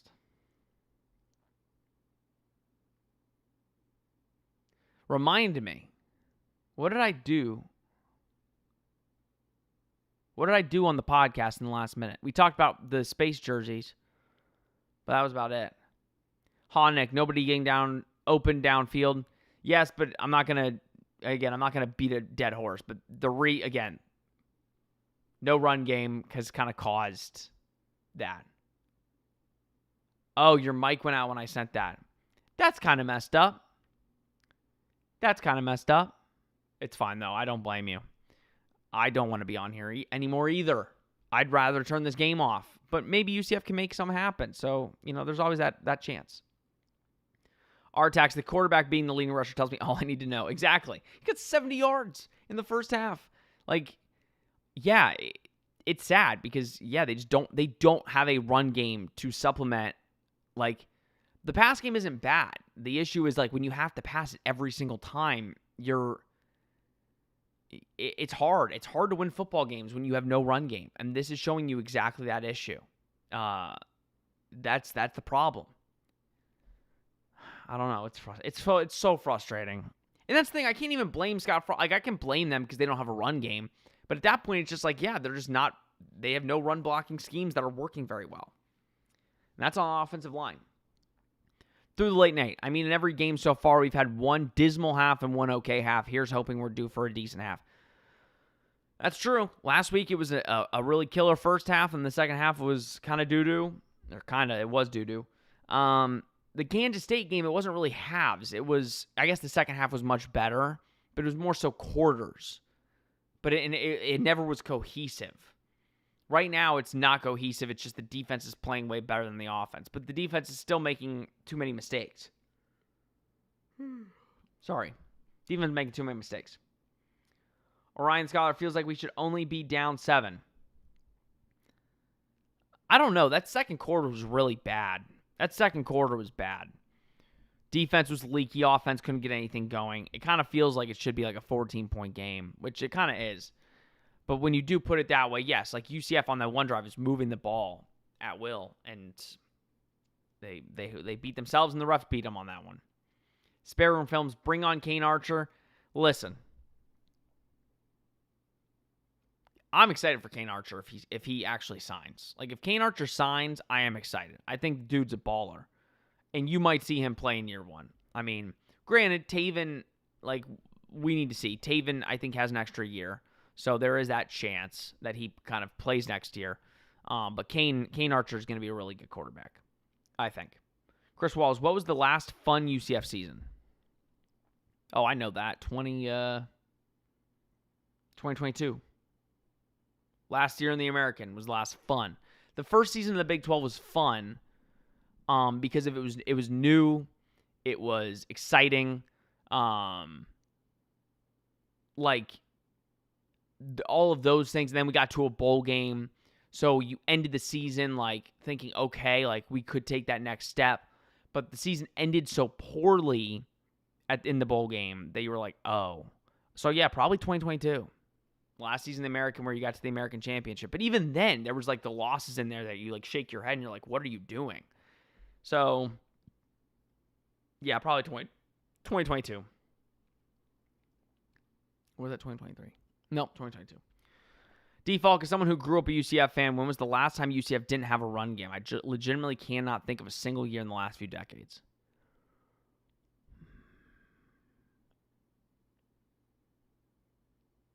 Yeah, I can't think. In the last 10 years, at least, I can't think of a time UCF couldn't run the football. But again, UCF, like, it's always been very balanced. Like, UCF, really last year was the first year that it was, like, or last couple of years, because of Gus, it was hardcore dominating run game. But UCF always had a pass attack. This year, it's non-existent. Like, and it's so hard to watch because it's like if you can't pick up yards on the ground, like this is what we were talking about early. Like if UCF can't figure out the run game, it's going to be a long season, and that's kind of where we're at. Florida box breakers valid point. I make a lot of valid points. Florida. I'm guessing you're talking about the Cam Fancher, like the non-run game, but default, you're not missing a year. I can't think of one. Aguay Green, please don't have a second half meltdown. I mean, technically, it can't get any worse than than that first half. So, Dar, what is the problem with our run game? That is a great question. You also said Miles looks great for the first half of that Kansas game. Yeah, so I think UCF implemented a couple new run schemes. They blocked it way better. The issue is really, it's not necessarily the running backs. It's the offensive line. Their run gaps and their run scheme and their blocking downfield is not good enough. I mean, at the end of the day, I think how many runs today take out Cam Fancher, how many runs today have gone for more than 3 yards, 4 yards? I mean, not really many, and that's the issue. Like, they're not getting enough push, and they're not creating enough lanes for the running back to kind of go through. That's run game. Like, you can have the best running back in the world. You can have the best one. I mean, look at Derrick Henry. You can make an argument Derrick Henry is probably the best running back in the world right now. The issue is Derrick Henry's offensive line is not giving him any help. Like, he has to create everything there. And when you look at it, like, why is Saquon so great? Because the offensive line is good. When you look at UCF, the offensive line is so, wishy-washy, but when it comes to the run game, I think they're really good at pass blocking. They've proven they can be really good at pass blocking, but they can't run the football. And it doesn't matter how good you are at pass blocking. If you can't run the football, today is what happens. Like, Today is this is the result because you have a team that's smart and has a good coach and knows they can't run. And guess what? Like, you're going to see that for the rest of the season until you have a run game. Until you give teams a reason to play the run, they're not going to. Cincinnati is rushing 3 guys. So yeah, Cam has all the time in the world because they're not blitzing. They're like, whatever. Like, they're not going to run the football effectively. It's very frustrating. Tyler, Miles Montgomery, generational half coming. Iowa State was down by more and should have came back and won against Cincinnati, so there's a chance. No, there's definitely a chance. Like, again, I don't think UCF's played so poorly to where they have no chance to win this game. Damn. Houston, dude, made like a one-handed touchdown. Like, hell of a touchdown grab. So it's not even that. It's legitimately just the issue right now is you need to have a good run game, and you're down 2 touchdowns. So that's the problem. The mic went out. UCF Mayor, don't lie to him. Saying I had the voice of an angel, you don't need to lie. It's okay. Besides the first game of the year, has Frost and his staff made any adjustments to be better in the second half? Kansas State forgot it was a decent corner in the second. Yeah, no. Kansas State, they made some adjustments. At that point, the game was kind of already over, though. And again, there's, it's tough. I mean, I think they've made some adjustments. Like, again, I think they make adjustments early in the game, and then, as the game kind of goes on, I think it gets a little stagnant here or there. But, no, I mean, you got to be better. Like, you got to go in the half and know, guys, we need to punch them in the mouth. And, unfortunately, I just don't know if they have it in them this season to have, like, that good of a turnaround. But who knows? Tyler, Taven definitely isn't the guy moving forward. I mean, we don't know that, though. I mean, we really don't. Like, we haven't seen... I actually think Taven's played pretty well. I think Taven had really one bad game, and people have kind of turned on him. And I don't think we should necessarily turn on him immediately. But no, I don't think there's anybody, unless you go into the transfer portal and get a bona fide star, which I don't see us doing. I think as of right now, nobody is going into next season as this guy's your QB1. I think you've got Kane Archer coming in. You've got, you've got some guys coming in. Dante Carr. So I mean, I don't think anybody's going into next season saying I'm the guy. Like, as of right now. Gary, yes, the O-line is trash, but Miles does way too much dancing around instead of hitting the gas and squaring his shoulders north and south and getting 2 or 3 extra yards. I don't agree. I mean, I don't agree. Even like I get what you're saying, but I don't know if he's dancing because he has to. There's no like they showed it on the Jumbotron against Kansas. Where literally he hits the first hole and you're seeing it. There is no opening.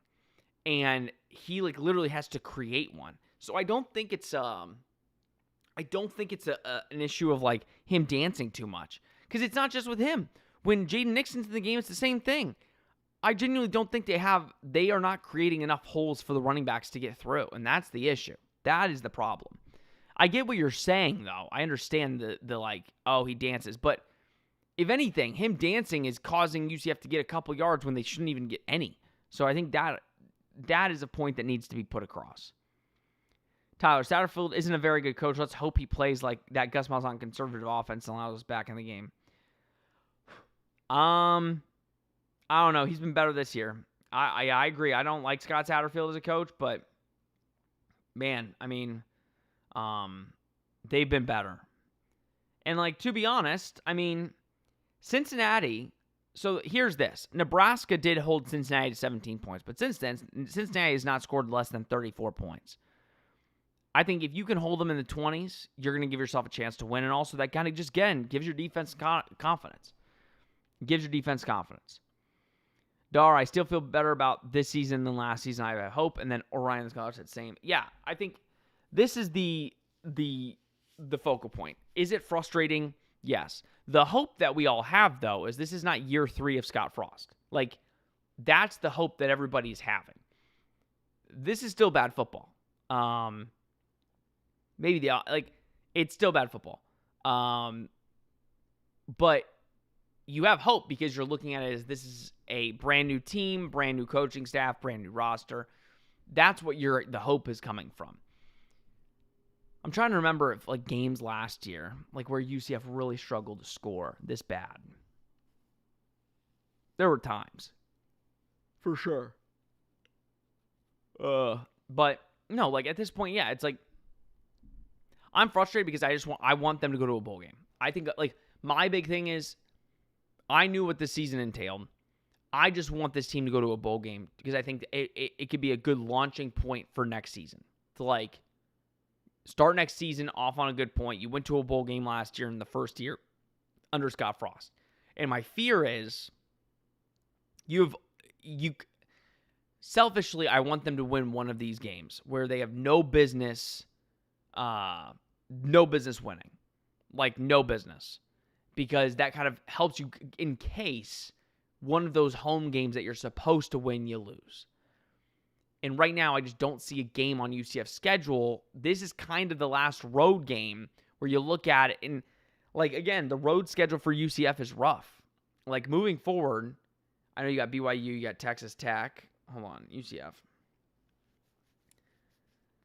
You got Baylor on the road. That might be winnable, but again, like, Baylor's pretty good. Texas Tech on the road, BYU, like, I feel like you need to win one of the road games because I don't know if you're going to be able to sweep at home. I don't think there's going to be one of those games at home where you just, and maybe it's the West Virginia game because I think Oklahoma State you should win. Houston you should win because it's space game. But I don't know. Like West Virginia might be that toss-up game. And I think you need to win one of these games on the road in a game you shouldn't win to make sure that you get to a bowl game. F3 Spear Guy, what's your long-term outlook for this team? Seems like pieces are there for us to be a good team. Just need to develop players and for our system. The long-term outlook is, develop the young guys. You got a lot of freshmen playing. You got a lot of young guys playing and getting some reps. But ultimately, this is a 3-year. This is a year plan. Like they're going to go into the transfer portal and grab guys next year because they're going to need to. But Scott Frost made it very clear. His goal is to develop young kids and to go into the high school ranks and get players. The problem is right now they're not really recruiting well in the high school aspect. And granted, it's the first year. I get it. I think the long-term goal needs to be, you kind of need to make it like an old school program. You need to make it where you're getting guys, you're keeping the guys that are good, and you're bringing in guys as you need. I think their number one goal should be offensive line. You're not going to find really good offensive linemen in the portal. You need to find and develop young guys and pay them, and you need to continue doing that. I think that's usually you can go get your skill position players. You have to go do some you can go get those type of guys in the portal. Offensive linemen, it's hard to find them. Like it's hard to find good ones. Dude, this commentator is straight up elf ears. Okay. All right. We don't want to judge. Honick just enjoying the team vibes more this year. I hope they can stay positive despite the struggles. Well, let's turn it around here. We are back after a long halftime. 1st and 10, Cam Fancher gets the ball, keeps it, fakes it, and he runs for about 15 yards there. And he gets up and is running. That was a great run. Faked the throw. Again, faked the run, pulled it, started running, faked the throw. That is a good design there. That was a good design. And we have a Cincinnati player that's injured, Wilson. It's their corner. So no, that was a great design out of half. And while they're dealing with the injury, we can go and talk to get some of the other questions. Dar, Florida game was rough. I was at that game as a fan, Dar, and yes, I agree with you. It was rough. Joe P, what's up, Sean? Good to see you, bud. At the end of the day, we don't have the horses on offense. UCF flat, tough to watch, but we were all in it together. For sure.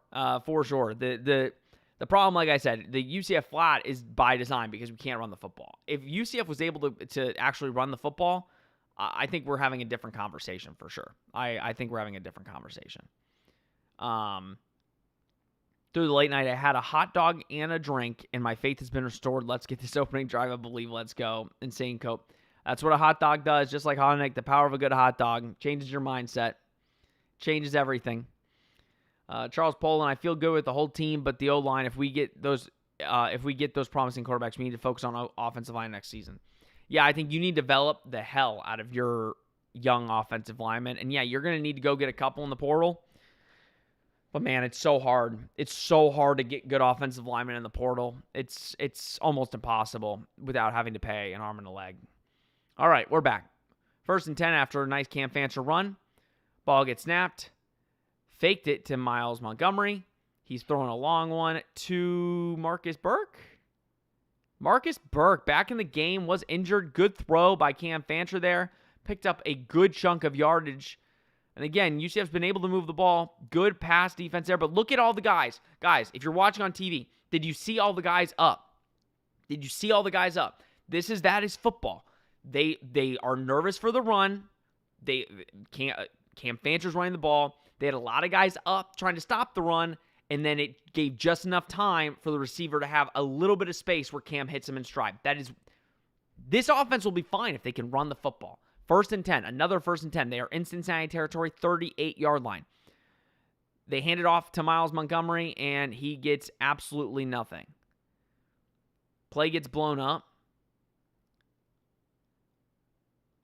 A loss of 2. They ruled him down. I mean,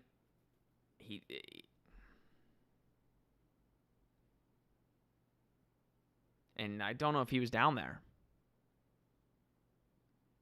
But loss of 1.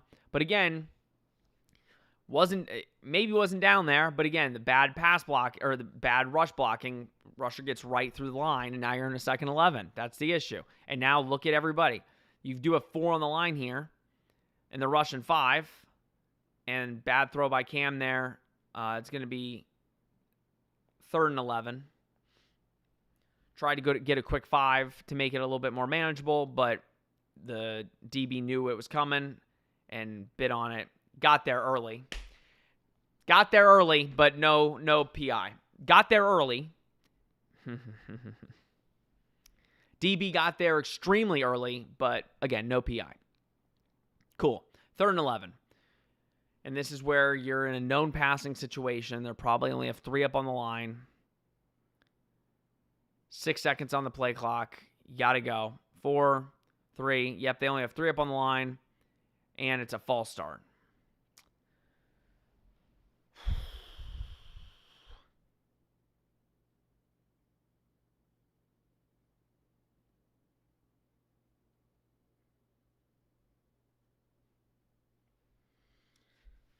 It's just unwatchable.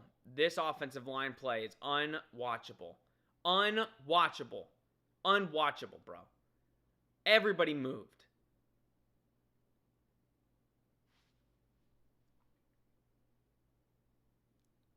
That might have been on Carter, though, because he kind of snapped it, but then didn't. 3rd and 16. Telling you, man, it's all of UCF's problems get blasted when they do some of this stuff. 3rd and 16. Cam's about to start running for his life. Dumps it down to Dylan Wade, who just jumps over a guy. Gets to about the 34-yard line. If I had to guess, they're probably going to go for it.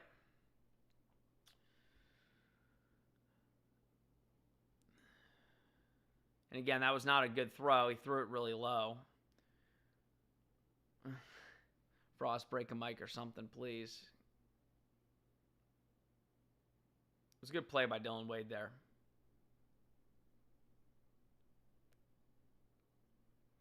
Fourth and 6, UCF is going. Obviously. Good pass blocking there. And they don't get it because they can't get anything downfield. Cam, what are you doing this for? He didn't get it. You threw it to him in the flat. 7-8 yards behind,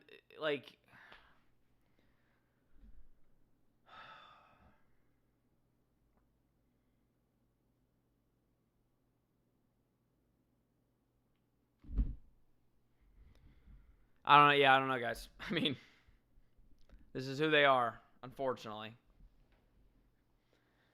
Like on a 4th and 6, we throw the check down to Dylan Wade when you need 6 yards and you throw it to him 7, 8 yards behind where the first down marker is, and all they're doing, like I said, is playing up.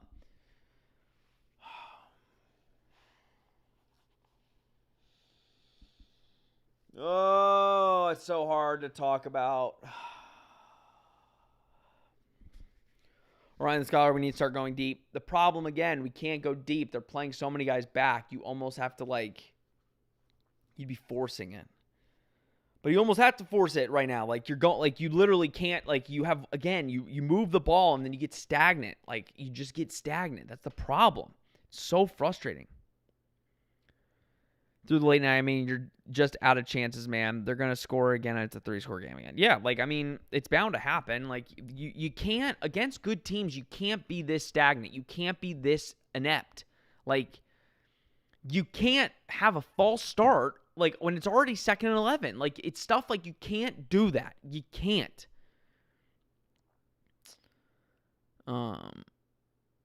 Ronald Jones, yeah, I'm going on college football trying to do it myself. Dude, yeah, honestly, it's more fun.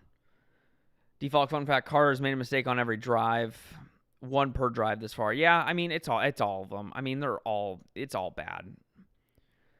Nick, receivers need to learn to juke. Yeah, everybody needs to learn a lot of stuff. As of right now, it's hard to watch. It is hard. Because what did we say? We said before the season, you just want to see improvement. You want to see gradual improvement. I feel like the offense has gotten to a point after the UNC game. They've kind of just stayed. Even in the UNC game, if you go back and watch, they made mistakes in the UNC game. They were just, UNC's so bad, UCF was able to overcome it. When you play good teams, though, you can't make the mistakes you're making. You can't have a false start every single drive. That just can't happen, right? You can't have it. You can't have a run get blown up for negative yards on almost every drive. That can't happen. So it's they beat themselves. It's very frustrating.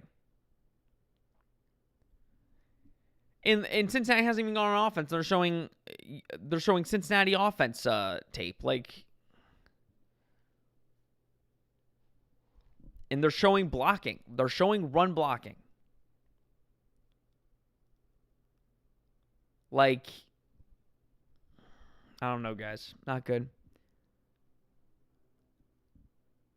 And Cincinnati's going to run it, and they pick up about 8 yards. Can we name one drive this year that didn't have at least one mistake? I don't know if I can. Probably. There's one. It's so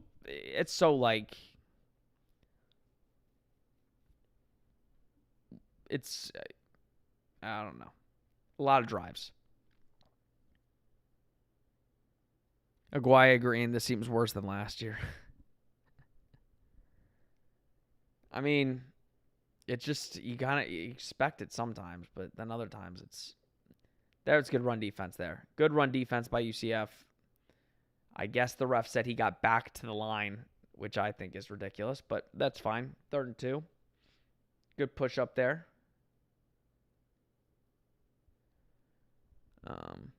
Bro, we literally have 3 points. Yes, we do. In that sense, I feel like it's worse. And good defense by UCF. Can they make the stop? Antoine Jackson almost came up with a one-handed interception, and UCF's defense comes out and gets a stop. So, again, defense is making plays. If only you can make some plays, too, on offense, you might be able to do something.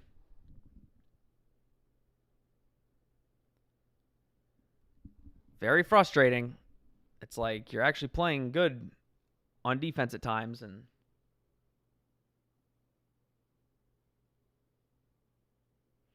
Defalk, what sucks is we should be winning this game. No, we shouldn't. I mean, we should if you look at stats and if you look at the way we move the ball, but it's like we get scared. We get scared, and once we like cross the 50, we get nervous, and we make mistakes. Aguirre Grant, at least we had RJ to save us.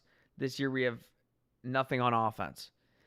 No, I legitimately think like we have playmakers. The issue is they move the ball, and then there's a point in the drive. If they don't score quick enough, there's like a point where they get nervous, they make mistakes, and then it just doesn't work. Ronald Jones, I don't have much complaints on defense. They are decent. Yeah, they're not great, but they're good. Like, they get stops. There are some drives that are not good, but again, like, we knew that. Like we said, the defense is good. They're not great. They'll be able to get you some stops. At the end of the day, it's a 2-score game still. It's a 2-score game. If your offense was just decent, you have this game within reach. But they're not. The offense is bad. They make so many mistakes. If UCF played clean football, UCF would score more points because they move the ball. It's not an issue of moving the ball. It's they beat themselves. When they signed Frost and Grinch, who would have thought the issue would be offense? I mean, I had to listen. I think people's expectations for the offense were a little bit high. At the end of the day, there was a lot of new moving parts. So, yes, I mean, I understand the sentiment where it's like, oh, it's Alex Grinch. But we all said the offense coming in, we were way more the defense we were way more comfortable in than the offense. We knew that. Through the late night, kid, you have been drinking too much soda and had too many hot dogs through the night. Kid, they have one less rushing yard and one more passing yard, but the difference feels so big. Yeah, no, it just feels like Cincinnati's playing clean football and UCF is not, and that's the difference. Defalk, I would have laughed at you if you would have told me Grinch's side would do better than Frost. We've all said that, though. Everybody covering the team said, like, before the season that we think the defense is going to be much better than the offense. I get when he was hired, but that was kind of the sentiment, was we thought that the defense was going to be better than the offense. And it's proving to be right. The offense is just, when they're bad, they're bad. When they're good, this team is actually decent. Games with decent, I think the Carter is healing, which is hesitating. Yeah, no, I think he is. Different quarterback in the huddle, different snap. If you notice, it's all happening when the play clock is going down. I think Carter's like, are we going to go? Are we going to go? And it's causing problems. 1st and 10. UCF runs the ball with Miles, and again, only picks up about 2 yards.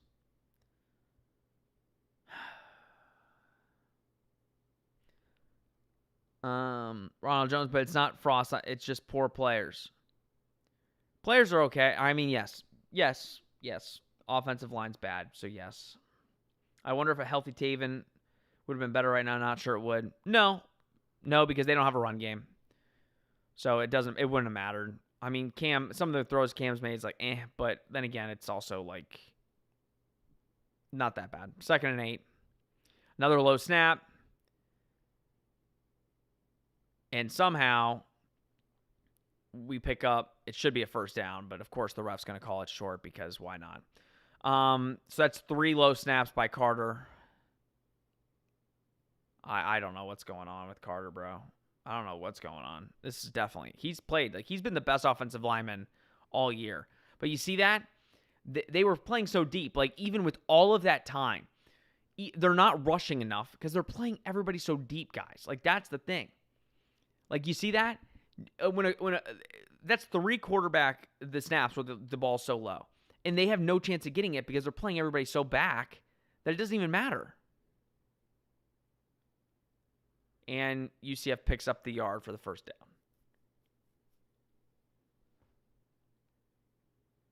down. Cincinnati celebrating even though it's a 1st down, but I guess it was a nice hit. Keep celebrating. I mean, it's a 1st down, but you spend a lot of energy celebrating when you need to play another 3-4 downs. UCF Mayor late night has had more to drink than me. Oh, yes, no, he has. He has. I thought he was just drinking soda. 1st and 10. Cam drops back, and that's a hold on the offensive line. So this play's not going to count, even though it's a nice play. UCF picked up about 25, 30 yards, but Paul Rubelt held on the left side, so it's going to be a hold, and it's going to come back. I just can't. I really can't. It's so frustrating. Every drive, man. Every drive. Every drive. Every drive. Oh, is it Cam Kinney again? Oh, yeah, no, never mind. It's not Paul Rubel. It's Cam Kinney. Just threw him to the ground. But let's keep switching out the guards. And now Paul Rubelt is hurt. Paul Rubelt is... Paul Rubelt is over. So Owen Spell comes in. I think Owen Spell's a freshman, right? Or am I crazy? I don't know why we keep rotating guards because it causes plays like this, but here we go. Cam Fancher throws it low to Chris Dahmerkamp. Nice throw, about 17-yard pickup there. Where did Chris Dahmerkamp play? Nick told me he was a senior. And I should have looked it up.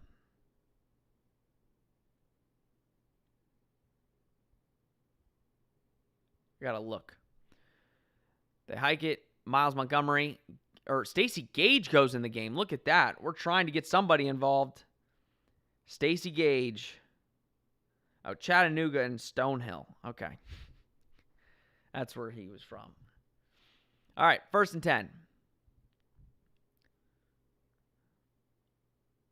But brought Stacey Gage in the game.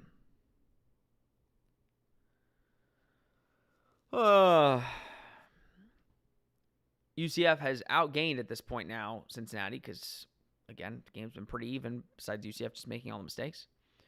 1st and 10, 7 seconds left on the play clock. Fake the run. Again, nobody open downfield. And almost a pick. Cam Fancher tried to force it to Max Drag, but they played it good and could have been a pick, but 2nd and 10. Aguaya Green, UT Chattanooga. Yeah, I looked it up. I thought for some reason he was a freshman, but clearly that just shows you. That was good defense. Good defense by Cincinnati. And he's mad because that should have been a pick. He's right. He's correct. All right, I think you should take a deep play here. I mean, yeah, they're playing up a little bit more. I would try and get somebody. Yeah, they're all running back, bro. Great play by Cam. What a baller move. Cam runs for the 1st down. Blocking was bad, but he just powered through and got a couple defenders to miss. Owen Spell is, though, right? Owen Spell's a freshman, I think. Maybe not, though. Maybe I'm crazy.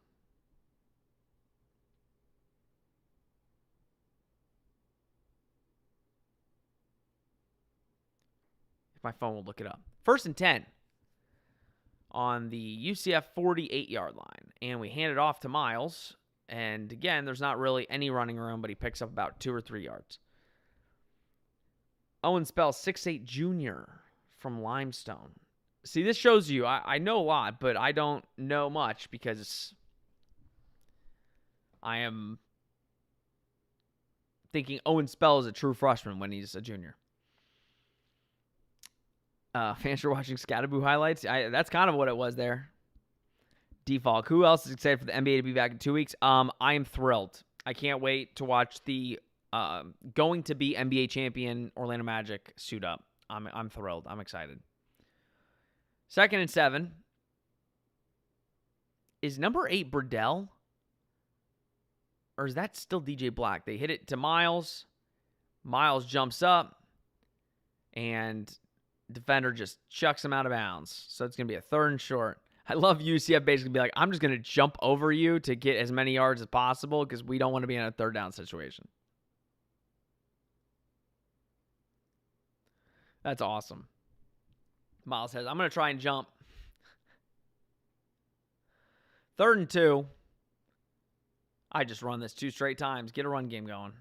Miles Montgomery gets the 2 yards, gets shot out of a cannon, but picks up the first down. Good tackle there, because I think Miles, if he gets that first step, I mean, even with the non-run block that we have, I mean, I think he could pick up yards. 1st and 10, Cam drops back, is looking, nobody's open, looking, and gets absolutely lit up throwing the football. But refs don't call anything. Scott Frost is pissed.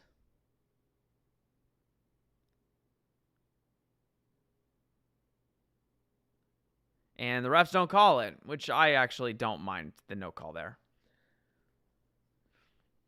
I don't mind the no call. Like, he threw it late. Guy was already about to tackle him, so I know why Frost is upset, but granted, these refs are just awful in general, but, it wasn't late. Hand it off to Miles and get about 5 there, so 3rd and 5. Again, you see how long it just takes UCF to score because they can't get anything downfield. Yeah, Joshua Clark, it was a fine hit. I agree. And you see you see that run game there? See how big the hole was? First time in a minute. I love being up 60 yards and down 2 scores. Well, also, to be fair, we have this offensive drive, so that kind of makes sense. 3rd and 5. Ball snapped. Cam Fancher is going to run and is going to be stopped short, and we are in another 4th down situation. I don't even know if I want to watch. Another 4th and 2 or 4th and 3, how much is it?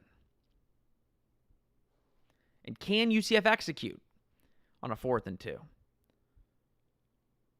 I want to see how many guys are playing up. How many guys is UCF playing up front?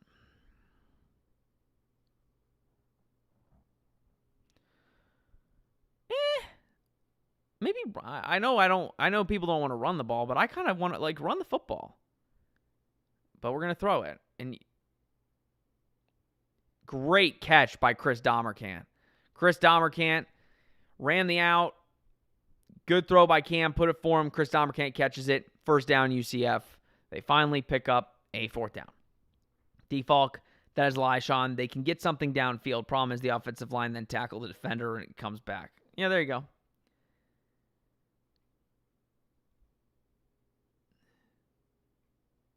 And now they're showing the replay. It was obviously a 1st down. Let's go. 1st and 10, 3:11 left in the 3rd quarter. And they give it to Stacey Gage. Stacey Gage picks up a good 3 or 4 there. I like bringing Stacey Gage into the mix.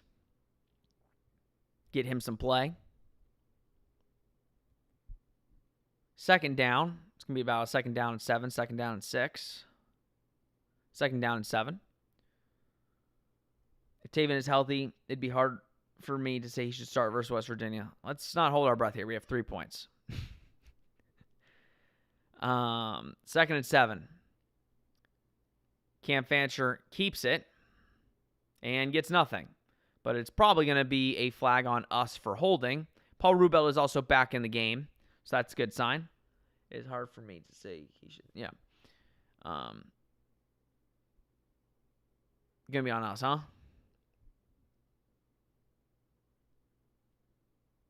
Personal foul. Chop block. Offense. Chop block. Hey, look at us coming with a personal foul chop block. Look at us. Cam Kinney. What do you know? I wonder why. Did anybody watch Cam Kinney film last year? Did anybody watch Cam Kinney film? Has anybody watched Cam Kinney film? Because if I remember correctly, we said last year this man's garbage. I hate to be negative. Cam Kinney should not be on the field. And I think they just pulled him. Maybe not. I don't know. But Lord have mercy. Please get Cam Kinney off of the football field today, which I hope they just did. Cam Fancher. Throws the ball to Wayne Charles.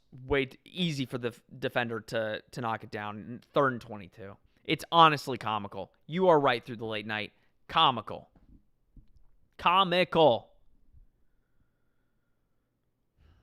15 plays. 8 minutes and 48 seconds. And we're not even past the 35-yard line. What does Cincinnati care?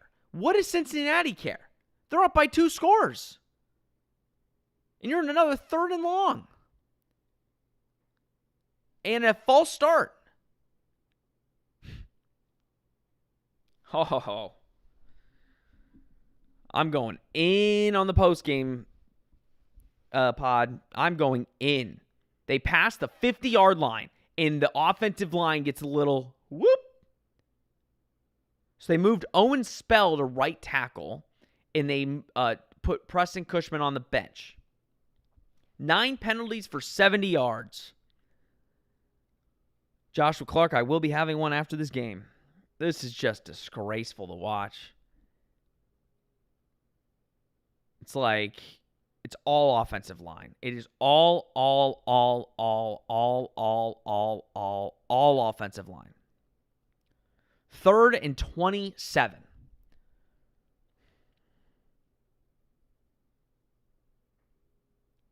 And they're just sending everybody. Cam sends it deep. And it is, I wonder if they'll call that a pick. I actually kind of hope. Well, they didn't.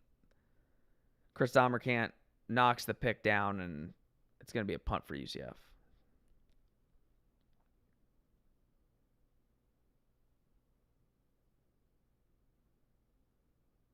I hope it's a pick. I'd rather it be a pick there. Oh, yeah, that's not a pick. It dropped anyway.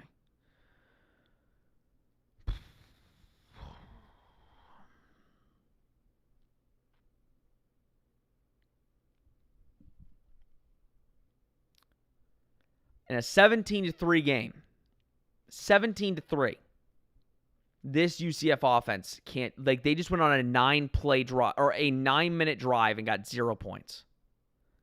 They went on a 9-minute drive and got 0 points.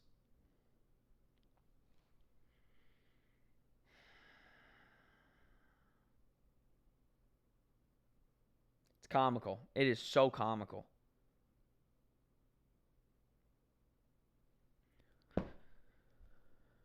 Ronell Jones sacked the entire offensive line. Yeah, it's so bad. It's so bad.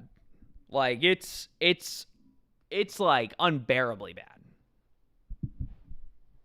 And I get it. It's been hard. It's been a hard year. They've gone through some hard stuff. But boy, like, you just can't make the mistakes that you're making. It's unbearably bad.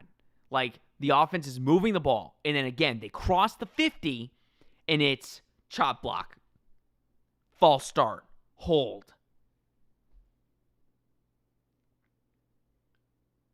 Hey, we held Cincy to basically no third quarter snaps. Yep, good for us. Corey, it's not the quarterback. Worst line in the country. Bad. Yep, it is not the quarterback. You can put any quarterback right now from UCF in there, and it won't be their fault because it's the damn offensive line. Ryan Scholar sickening. It just feels like we're going to get blown out. I mean, that's the thing. We're not even getting blown. We're not going to get blown out because if we get blown out, it's not because we're not playing to the same caliber. It's actually more sickening because we're actually pretty comparable. The issue is the offensive line is so bad, we're always behind the sticks. Through the late night, who's ready for 24-3. Honestly, at this point, just put me out of my misery. I mean, the offensive line was better last year. I mean, that's the problem. Like, we can't run the ball.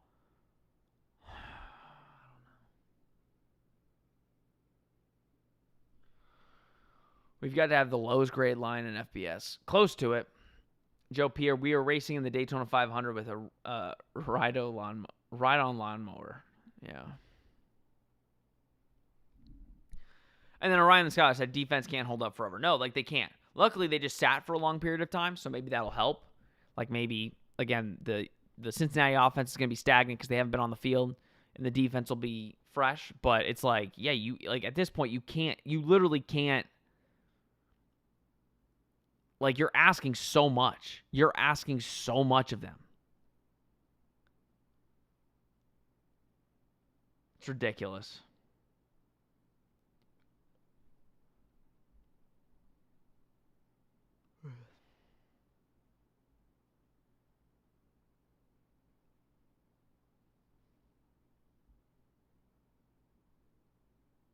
I don't know, guys.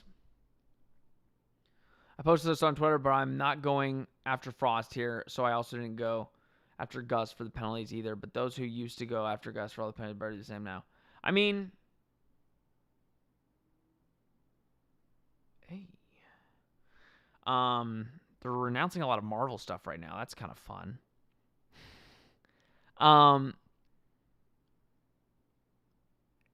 It is on Frost to, like, you got to fix it though. Like, it's like we're 6 games in, and you got to fix it. You got to fix it. Like, 1st and 10, Cincinnati hands the ball off. Good defense. They only pick up a yard. And I hope Damari Henderson, yeah, okay, he's fine. Good defense there. Like, Brennan Sorsby is having his worst game, but they haven't had to do anything. They haven't had to do anything. 2nd and 9. And yeah, if I'm Cincinnati, I'm just running the clock. Like, who cares? You know UCF can't score quick on you. Minute 24, 2nd and 9, Brennan Sorsby. Easy completion and first down. Easy completion and first down.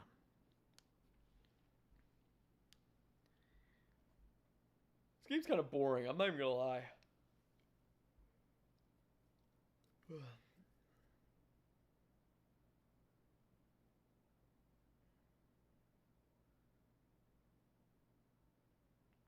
And here's 24-3 right here.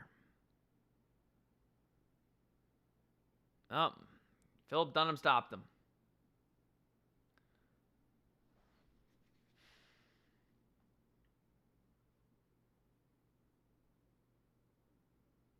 It's embarrassing. Like, that's just...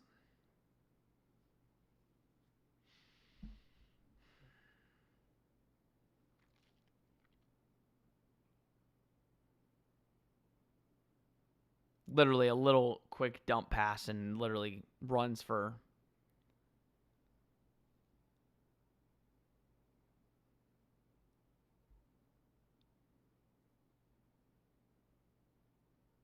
Brian Sorsby, run, and gets literally like 5 yards. Fours.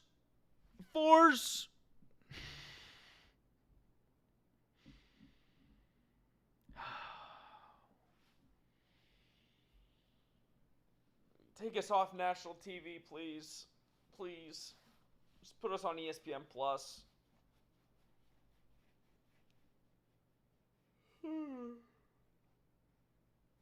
Oh, Lord. Ugh.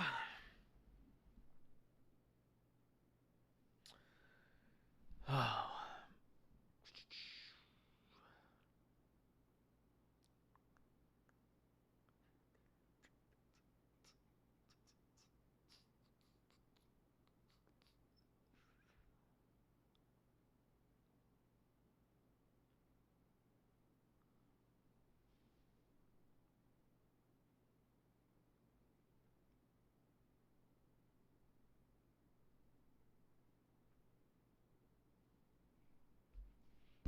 Sorry, guys. It is unbelievable. But yeah, I mean,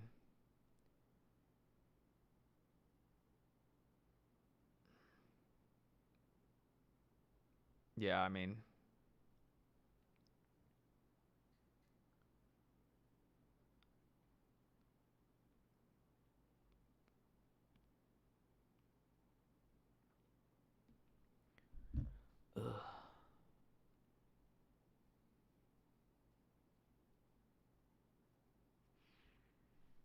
Glad my next cruise is in 21 days. Yeah, you don't want to keep watching this stuff.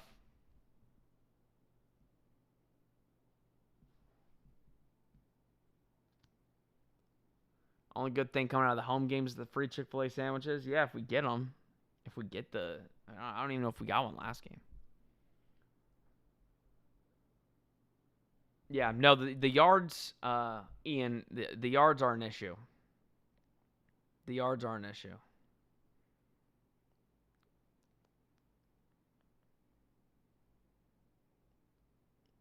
It's bad. Just bad football.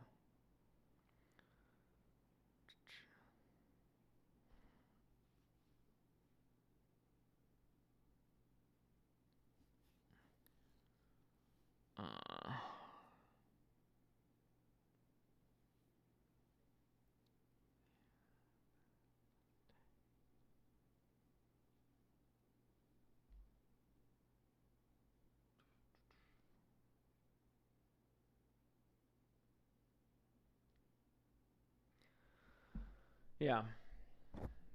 Sorry, guys. It's hard to watch. Hard football. Hard football to watch. I'm locked in. We're locked in. Turnover. Hold to a field goal. Hold to a field goal.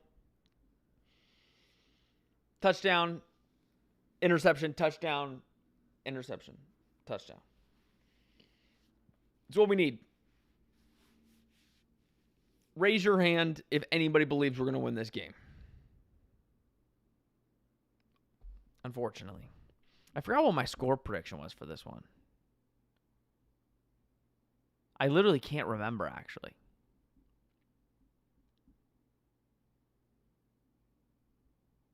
Yeah, I can't remember. Ryan Roy, hopefully this offensive line doesn't scare away Kane Archer. It would scare me. But then, again, the defense just gives up, like... That's the thing, like, the defense plays good, but they give up stuff like this. And it's like... It's frustrating. It's like... And I don't blame them. UCF stops them. Brent Sorsby runs to the outside, so 3rd and goal. 1 yard for a touchdown. I'm literally just waiting for the shoe to drop.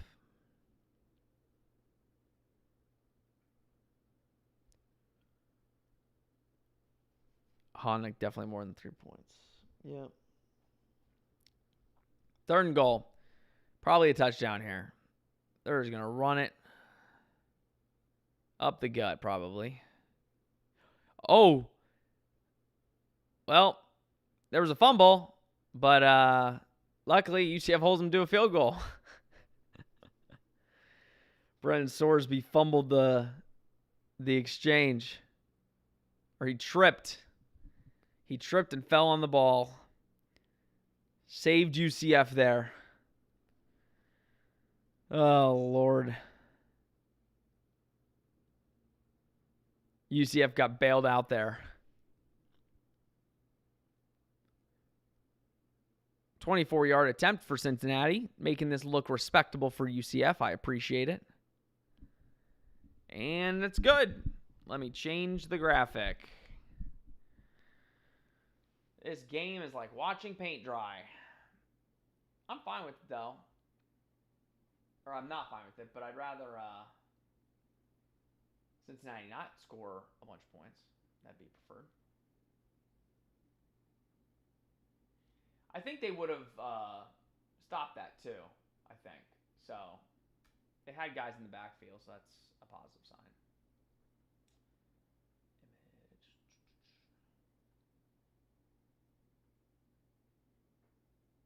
Image. 20-3. Oh, how the mighty have fallen.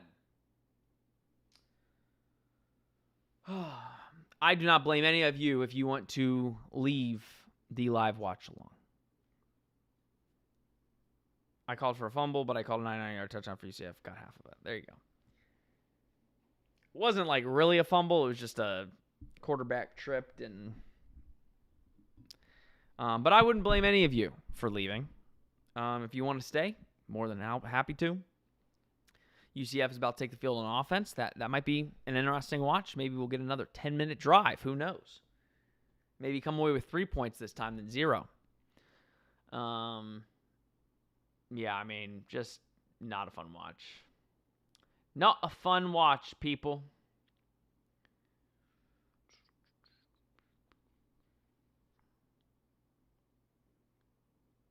It was not.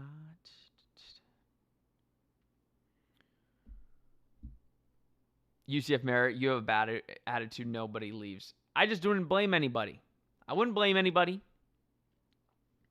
I would leave. I'd go, get something to eat.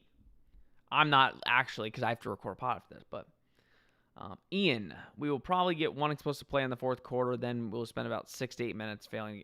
This game is going to end 27-10. We'll get. Yeah, I do think we'll get a touchdown, but just not. It's just not.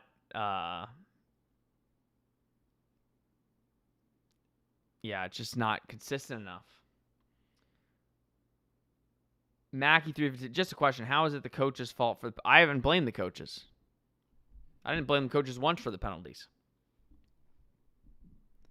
Do they need to coach them? Yes, they need to coach them better. They need to it just can't keep happening. But also, to be fair, it's not their fault. Not their fault at all. At that point, it's all offensive line.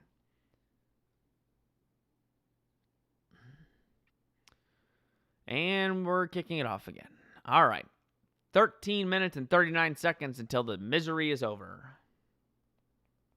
But no, Mackie, I don't blame the coaching staff at all. That's just bad execution by the offensive line. But yes, the coaching staff does need to coach them up better and be yo, what are we doing? You need to almost instill it that this can't happen. Cam Fancher has 101 rush yards today. Louvier, what am I watching? I know. It's I'm telling you. Another low snap. Cam Fancher getting out of the pocket. And he's going to, please throw it away. Thank you. That was scary to watch. Corey, we knew this is how this year would go. I'm just enjoying the process. I'm not enjoying the process. I'll be honest. I'm not going to lie. I'm not enjoying the process. I know it's going to be a process, but I'm not enjoying the process. It's a tough watch on offense, man. It's a tough watch. Coaches need to instill discipline in the players. But we are still early with this team, so not throwing out any blame yet.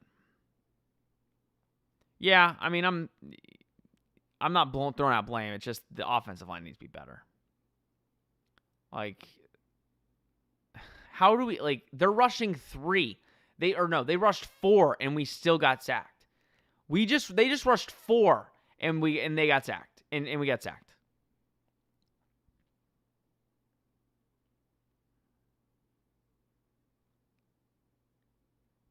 And that's all. That's actually, I'm not even blaming the offensive line there. That's on Cam. He stepped out from his offensive line, and there's 2 guys waiting. So no, that's on Cam. That's on Cam. That's not on that's on Cam. This little prowl thing is I hate it. I don't know how loud or whatever. It just looks stupid. Step up, deep throw. And that's going to be a PI, but Waden caught it. Oh, he caught it. Waden Charles with the 50-50 ball, caught it. Waden looks frustrated, which I wouldn't blame him. But it's going to be a PI anyway.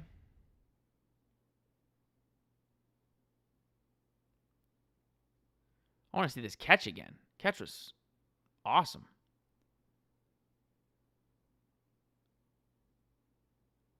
Yeah, penalty decline. There you go.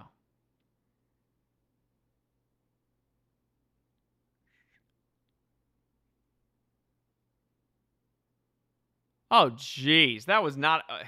dude's out of bounds. Yeah, that is not anywhere close to a catch. These refs are god-awful. I mean, he called that a catch. Man's literally, both feet are out of bounds. Both feet are out of bounds.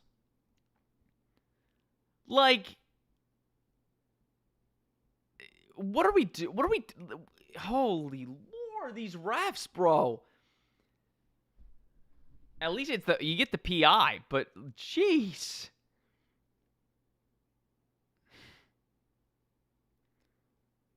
So bad, bro.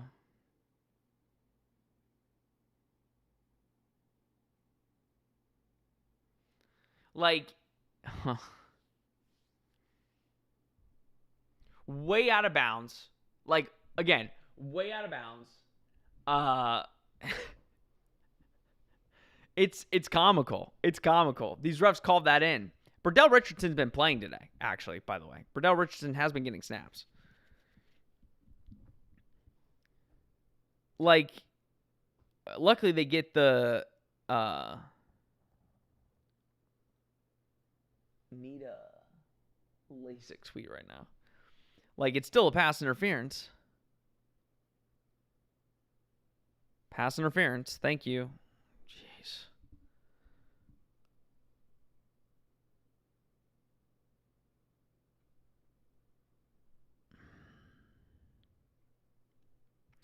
First and 10. Cincinnati night, this team is so inept. We found a way to be worse than last year. Also, these refs suck. No, the refs are awful. These refs are putrid. It's like hard to watch. It's so bad. Even then, they called that complete, and I'm like, oh, cool, you got a foot in bounds. Didn't look like it. They show it. Definitely not. First and 10. Gave it to Miles. Miles gets about 3 or 4. So, and again, we are down by 17 points, so you're probably going to want to hurry up, potentially. Miles is walking off the field, gimpy. If I'm him, I'm frustrated. 34 rush yards today. Yeah, Miles a little hurt.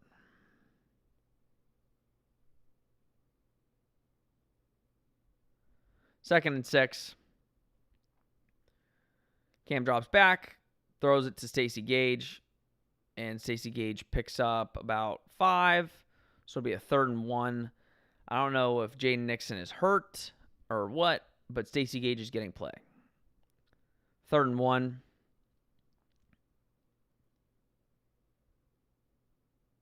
We're 3 and 11 on 3rd down conversions. And Stacey picks it up. Picks up the first down. Let's go. Default, can we stop pointing first down on plays that clearly aren't? LOL. Cincinnati, they just get excited for making a tackle. First and 10. 11 minutes and 8 seconds left. Cam drops back. Fakes the handoff. Stays in the middle. Throws it deep. And again, threw it kind of short. It was better than the first one, but receiver had to kind of go back and get the ball. And no, that should have been caught. Never mind. Bad tracking. And again, the corner gets there early. Like, I'm sorry. It's like 4 times the corners for Cincinnati get there early, and they don't call it. Oh, it's so frustrating. It's so frustrating. I get you don't want to call PI so much, but it's like Dwayne Thomas I feel like his first catch in this game, picks up 5. But it's like you can't grab his arms a second before the ball comes. Like, I get you don't want to call it, but you got to call it. 3rd and 5. Cam Fancher drops back. Jay Nixon is in the game, so he's not injured. And just throws a terrible ball to make it 4th and 5.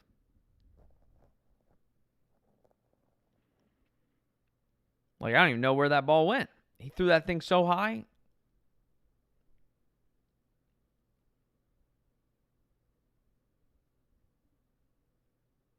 Are we punting? Are we kicking a field goal? What are we doing? Oh, I was about to say. Okay, we're going for it. I was like, what are we doing? All right, 4th and 5. This is basically the game, and I hope they get it because terrible ball. Like, terrible, terrible, terrible ball. UCF doesn't get it. Cincinnati goes. Oh, this is bad. Worst performance of the year. Wow. Wow, wow, wow, wow, wow, wow, wow. Wow.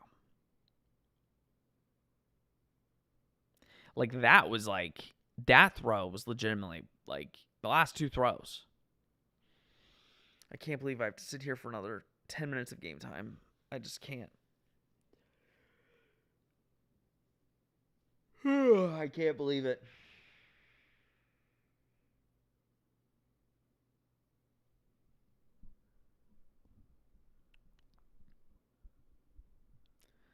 If Cincinnati scores, I might call it. Ronell, appreciate you, brother. Have a good one.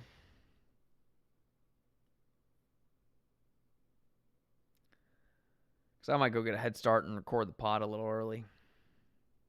Oh, you'll listen to me. All right, then I'll stay on. You just saved everybody the hassle. Nick, you can make it. I don't know if I can make it, guys. I don't. This is like I can't. This is unwatchable football. I mean, it is. And what makes it unwatchable is this game this game could have actually been close, which is painful. Like, oh.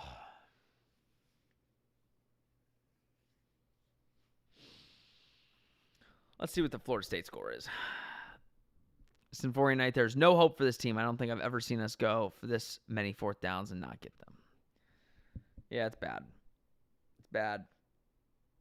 Very bad. Let's see what the Florida State score is. Yeah, Florida State's up. Great.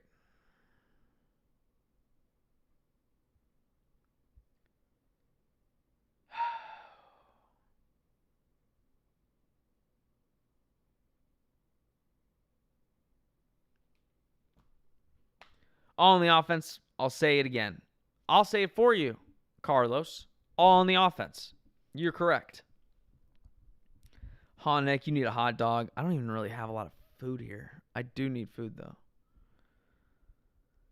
Cincy was not miles better than us this game. No, that's what I'm saying. Like, they weren't. That's the frustrating thing. Like, these teams that I'm saying, like, oh, they're better than UCF. Like, Kansas. I'm like, oh, they're better than UCF.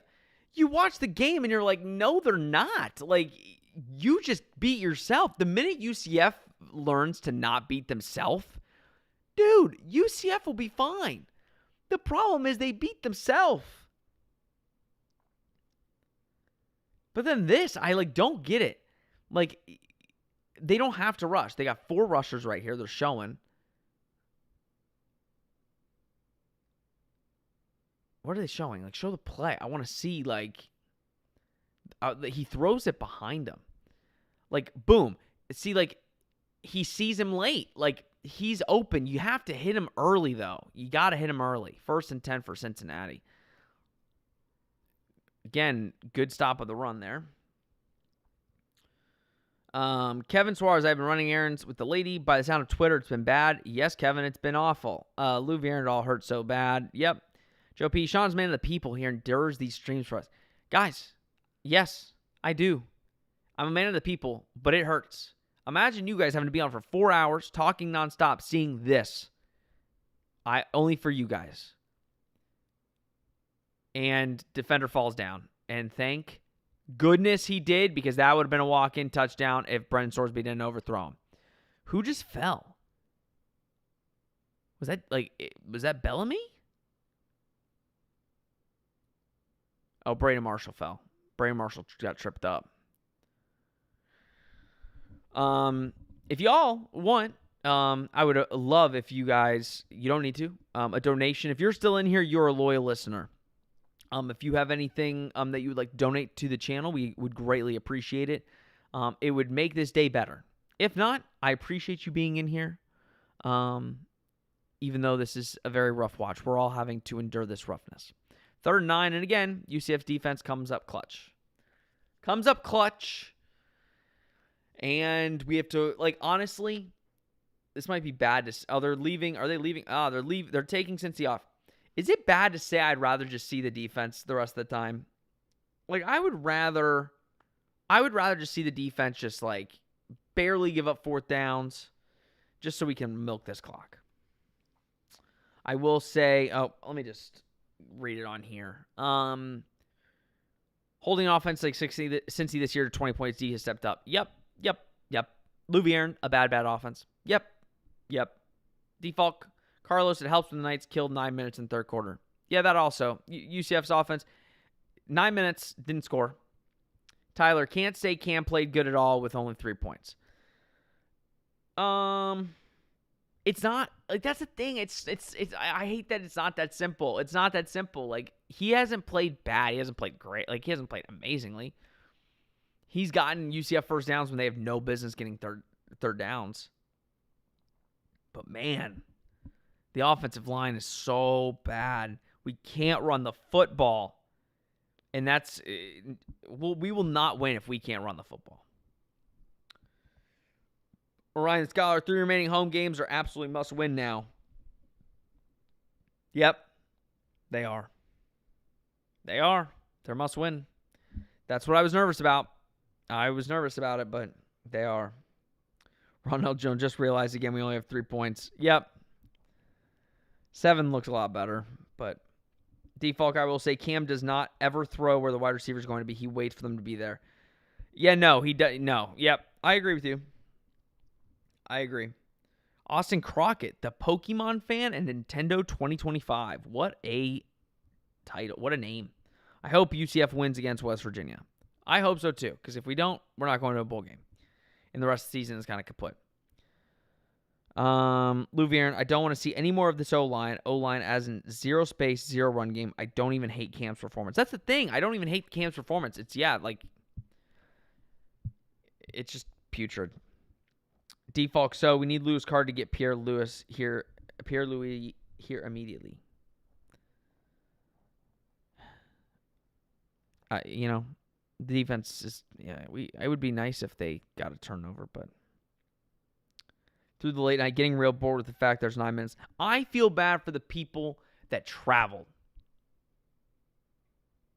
That's who I feel bad for. I feel bad for the people that traveled to this game to see a field goal in this UCF offense that has moved the ball but can't put it in the end zone. That's who I feel bad for. I don't know about y'all, but through the late night, I feel sorry for you for having to endure this bad football. Because let's look at the stats here. I just want to see the stats. Cam hasn't played good. Let's not get it twisted. But, he's run it well.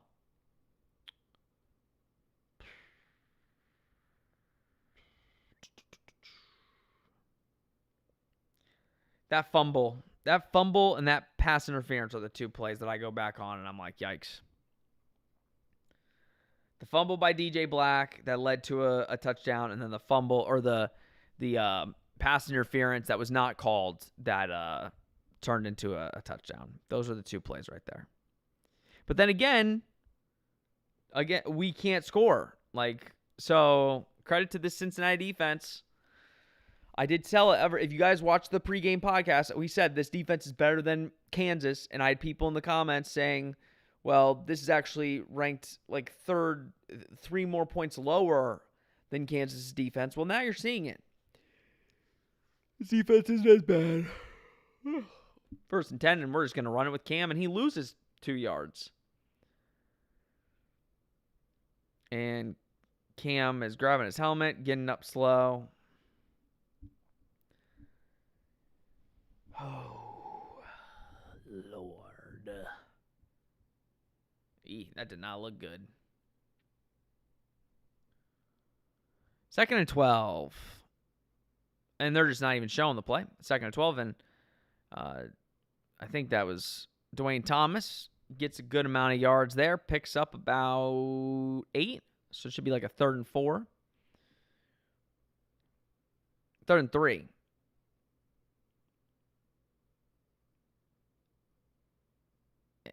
we pick up a first down there. We're just doing wide receiver screens out to the ends there. It's back-to-back plays that Dwayne Thomas gets the ball and he gets first down. And you need to hurry up. Obviously, Cincinnati's just going to take the deep plays away. They're fine with everything below. And clearly there's some confusion on the field. E.T.G. Black has no idea what the play call is, so it's definitely not going to him. Jaden Nixon gets the ball and goes out of bounds. Gets the throw by Cam Fancher. This is the type of game that'll make players leave. It's the type of game that will make offensive players frustrated as hell. I'll tell you that right now.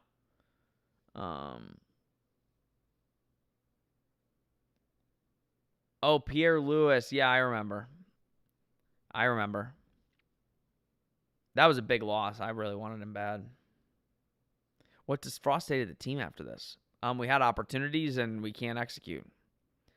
2nd and 7, and we decide we're going to run the ball. Guess what? Gets nothing. What a shock.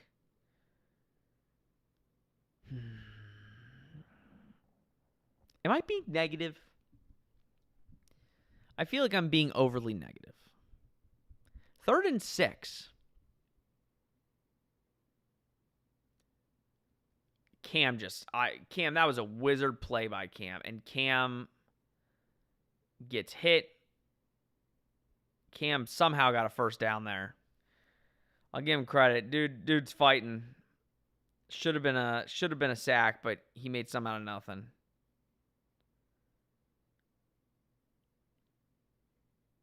And now since he is subbing out, because we subbed 1st and 10, we run it, and we pick up like 3 yards. Joe P. We are garbage. We are in garbage time, and we still can't run the ball. It's such an indictment on the offense. Yeah, what do they care? We're getting 2 yards a rush, and what does Cincinnati care? We have to score quick, and we're down 17 points. 2nd and 8. Cam drops back. He's about to get sacked. Nope, throws it away. It's embarrassing, dude. Oh, Scott. What are you going to do?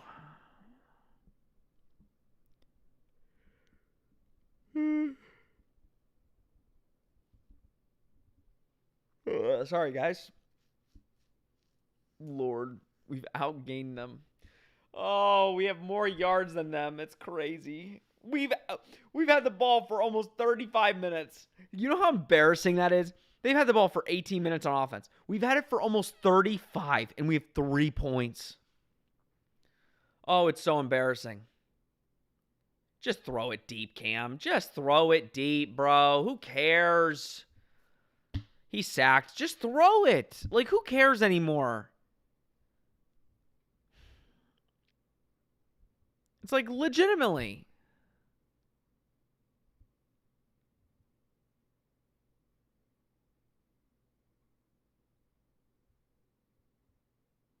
Is any guy open? So you got to put some in the bucket. You got to put something in the bucket. You can't, they're playing deep. You have to put something in the bucket and hope your receiver makes a play.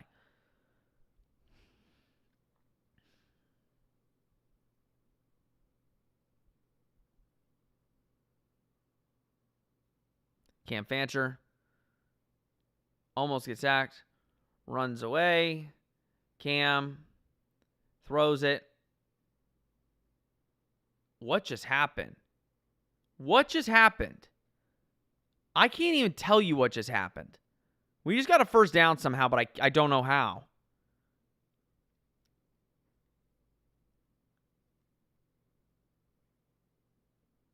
What just happened?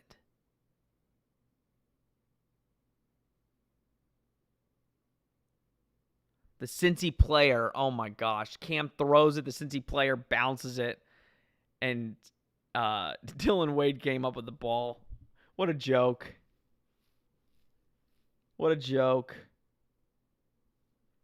Mason, honestly, I'm insanely proud of our defense this game. To be fair, though, the Cincy offense has only been on the field for 18 minutes. But yes, the defense has played fine. They've played good. 2nd and 6. Okay, Stacey Gage picks up a first down. Get Cam out the game. Cam is hurt. Cam is like hurt. Get him out of the game. Put in Davi. Just like put him in at that point. I'm not saying take him out because Cam is gingerly running. He's handing the ball off and gingerly handing the ball off. Chris Dahmer can't to the outside. Good blocking upfield. Gets about 8 yards there. So hilarious, dude. This is so funny. This is legitimately hilarious. Let's go. You got 3 minutes. I mean, what are we doing? 2nd and 1. And they hand it to Stacey Gage, and he somehow gets a couple. Should have got stopped in the backfield, but moves his way for a couple. Get up. Let's go. I know you guys are tired. Let's go. Come on. Orion Scholar. Yes, we've had the ball for the entire second half, Orion Scholar. We've had the ball the entire second half. We've taken all the time off. 13 plays, 6-minute drive. This is what we do. We move the ball really efficiently, but we either can't score or, again, it's like 1st and 10. Cam pulls it, throws it, and should have been picked. Like,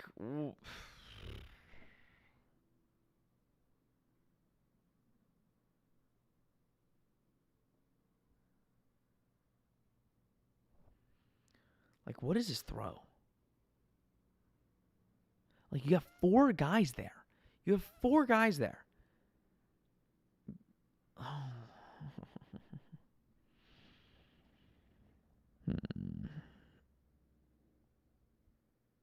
Default, I understand that he's leaving guys injured. I understand. I'm just speaking out loud. At the end of the day, you're in the red zone. Ball snapped. There's nobody open. Cam's running for his life, per usual, and he's going to throw it again, and uncatchable, and Cam just got lit up once again.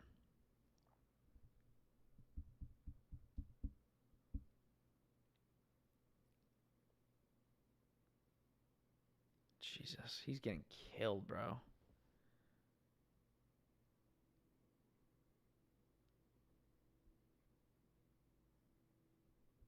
Nothing else to say, boys and girls. For the 5th time I said that. It's been a minute, though. 3rd and 10.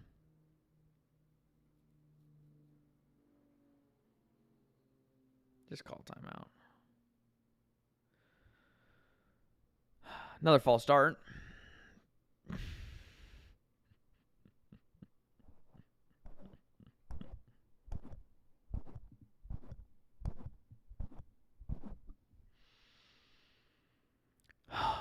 Is this entertaining at all?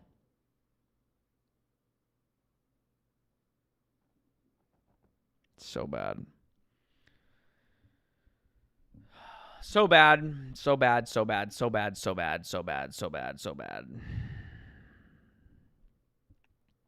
3rd and 15.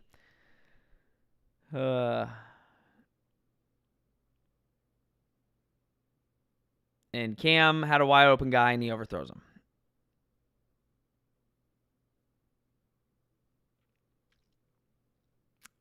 Just kick the field goal. And Dylan Wade comes up a little limpy.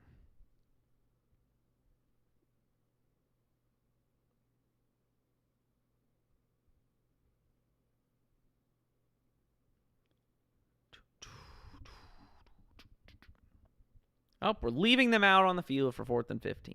I would have taken the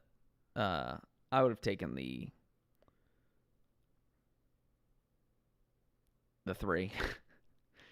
Oh, he's about to get killed. Nope. Oh, throws it and overthrows him. Oh, wow. The ref just bailed us out. Wow, is that the first time seeing Kylan Fox? Kylan Fox has barely been in the game today. Wow, we're going to get bailed out for a touchdown. Thank you, Brett Yormark. Thank you, Brett.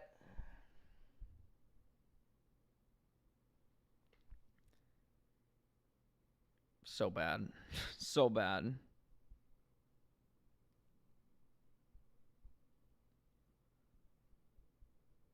All right. Dwayne Thomas comes up and he's injured.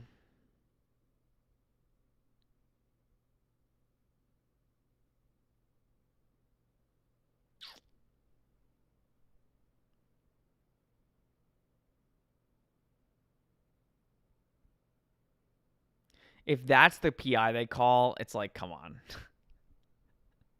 Out of all of the PIs that you call, that's the one you call? That looks like our PI. That looks like the PI you called from earlier.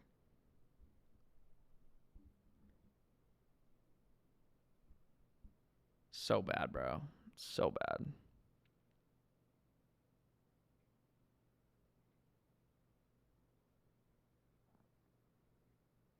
What's going on? Like, what are we doing?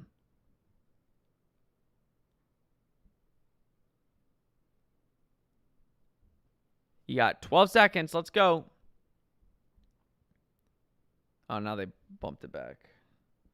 First and goal. Cam Fancher throws a 50-50 ball, and it's dropped. Carlos, these refs may be the worst I've seen in a UCF game. It's close. It's in 4 night. I bet we still don't get the touchdown. Probably not. Probably not. Tyler, time to sit all the players like Miles and Burke and play all the young guys like Gage and Carl Jenkins. I mean, at this rate, you need all of them. You do. There's not that much of a difference. 7, 6, 5, 4, 3. Of course, UCF subbed late. Just take the penalty.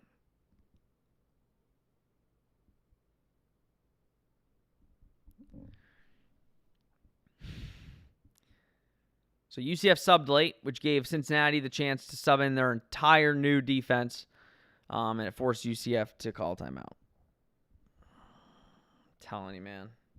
This is torture. Sometimes, people don't know, right? You could be like, oh, like, what would be torture to you? This is torture. Like, if you just put this on a loop, I'll tell you whatever you want to know. Whatever you want to know. It's that bad. Like, this is unbearably bad. At what point is this quarterback abuse or manslaughter by the offensive line? I don't know. Close.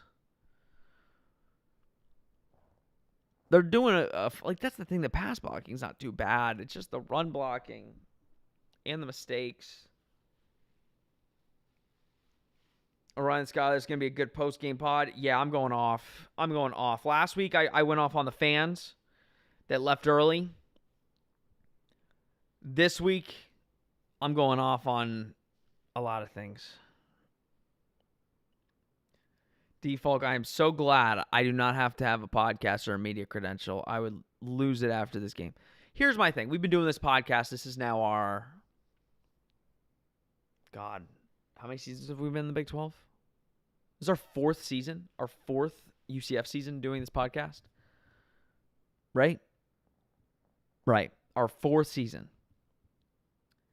In the last 3 years, it's unbearable. Like, I don't, like, it's our job, and we love doing it. Like, don't get me wrong. I love doing it. I still want to keep doing it. It's fun for us. But once it hits October, and this is what we have to watch, and then I have to, after this, being on camera for 4.5 hours, I have to go do a pod, edit it, and post it, and do all that work. It is hard, because it's like, yeah, I don't want to talk about this anymore, but I have to go do a 30-minute podcast after this, even though I did this for 4 hours. I love doing it, and I'm not complaining at all. It's more so just yes, people don't understand, usually if a team, if UCF loses, everybody else can just zone out. They could go do something else. But man, does it get it wanes every Saturday. Carlos, we all feel it with you, Sean. It can only get better, I guess. Carlos, I appreciate the $10, brother. Means a lot. That's what we do it for. We appreciate anybody helping us out financially because, yeah, we are independent of. Well, we have Believe, but we do it independent. I appreciate you. But, yes, it is. I know it's a tough watch for you guys, but, boy, when you have to talk about it for this long, it's hard. It's hard to do it, especially when I'm a fan. It'd be so much easier if I wasn't a fan. But I cover it. I cover the team, but I'm also a fan. At heart, I am a fan. And I know that's not journalism, but, what are you going to do? Second and goal. And Cam Fancher runs it in for the touchdown. Great play call there. All right, 20-10. That actually helps because that kind of gives you back the timeout with a 2-minute warning.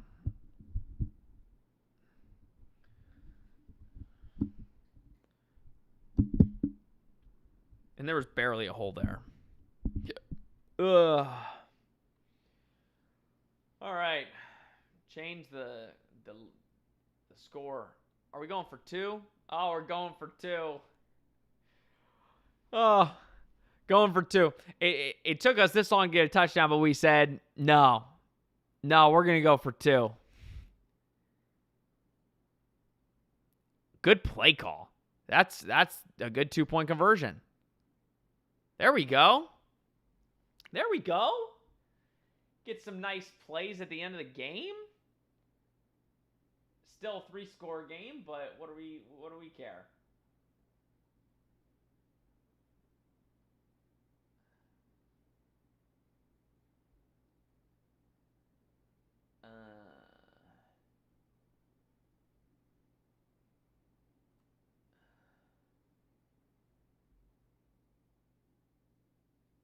All right. Let's update.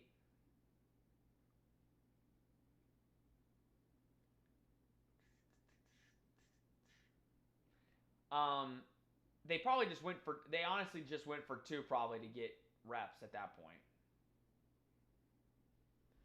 And that would be, they would have covered anyway because the spread was 11.5. But,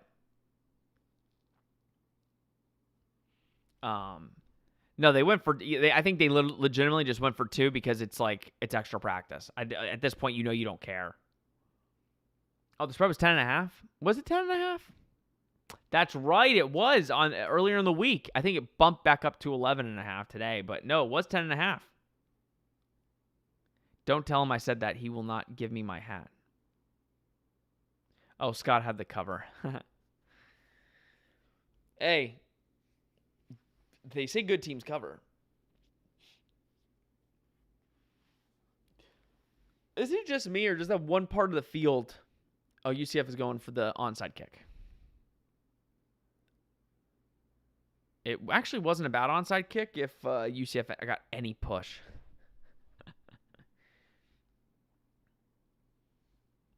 They got no push up front. And it didn't get enough bounce.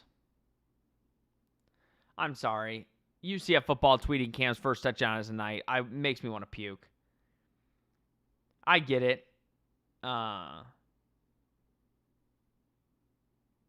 Man.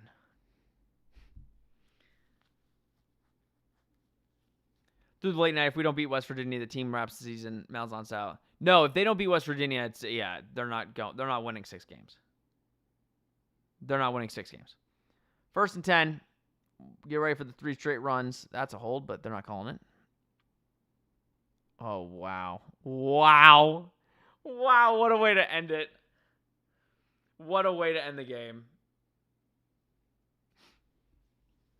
Just plowed for a first down. Wow.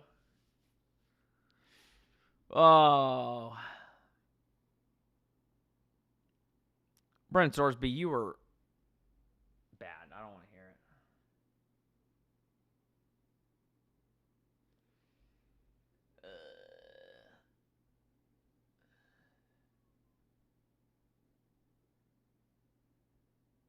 Let's see. Brendan Sorsby, 11 of 20 for 188 yards, 2 touchdowns. Granted, they didn't really have to do anything. The time of possession, UCF 38-19. 39 minutes to 19. We've ran double the amount of plays. Huh. If I would have told you guys before the game, UCF would have more yards, more pass yards, more rush yards, 9 more first downs, double the amount of plays, double the time of possession, what would you have said?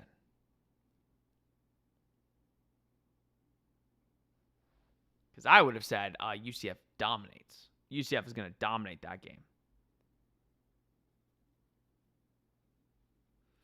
We are this generation's Kansas for the Big 12. Yeah, maybe.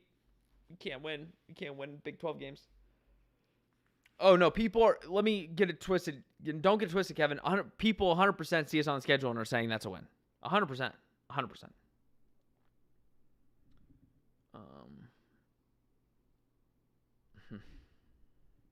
Man. I don't know. It's tough. It's tough.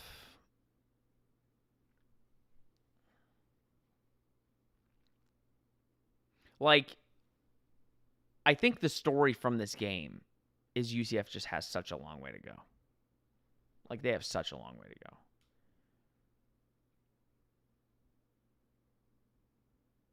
That's the problem. The problem is UCF actually isn't as bad as, like, the scores indicate when they lose.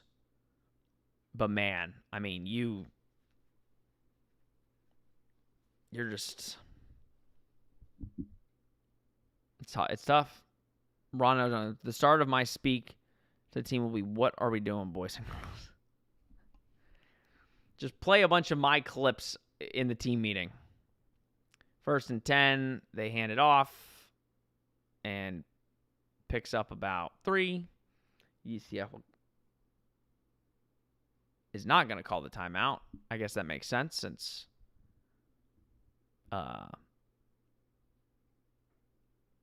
going to run it. Maybe they're just running the clock out. UCF Mayor, I hope Nick is at least having fun. Well, I don't mind saying Nick is at the Florida State game.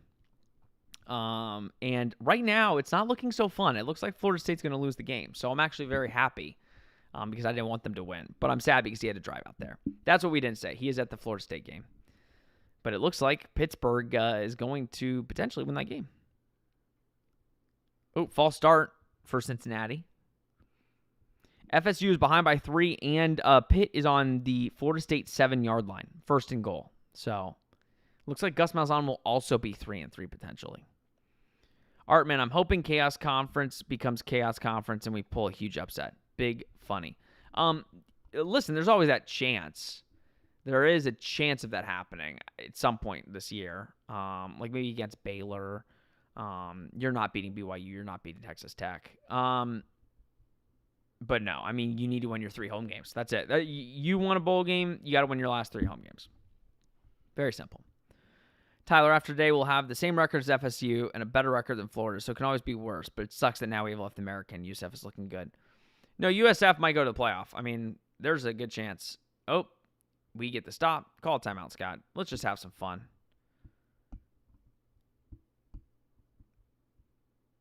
Did we call a timeout? I can't tell. They're showing our upcoming schedule.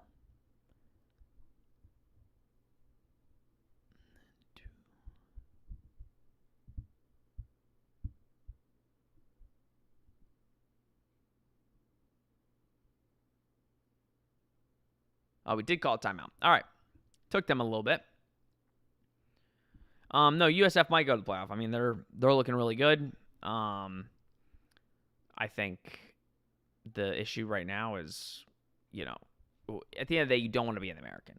Like it's frustrating, but this is it's not like this is Gus Malzahn's team still. Like it's a brand new coaching staff, so it's hard to you could be frustrated at like just the fact that we are. Yeah, it's frustrating. But you don't want to be in the American. Like, that's the thing. You see all these teams like, oh, Memphis, oh, USF. You don't want to be those teams, though. Like, great. If you get to the playoff, that's good for you. But you don't want to be in a non-power conference right now. Like, if you're in a non-power conference right now, like, it is not good. Like, timeout. All right, UCF is going to get the ball back. They're going to kick a field goal, though, here. If you're in a non-power conference, I'm telling you, like, USF is doing everything in their power to, like, set themselves up for the potential to be in a power conference. But I'm telling you, like, unfortunately, for a lot of those schools, the only hope you have is if the ACC disbands. And right now, it's going to be a little bit. It might be a couple years. And then after that, yeah, if you add USF and Memphis, I'm sorry, you're not a power conference. Like, all of those schools are going to leave.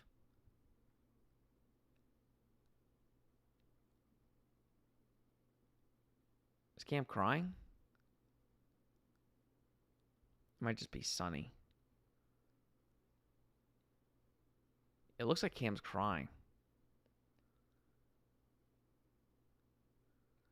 Hold on.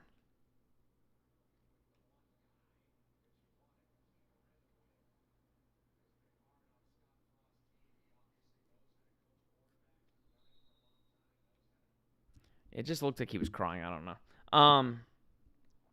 Pitt touchdown. So, yeah, it looks like Florida State might lose.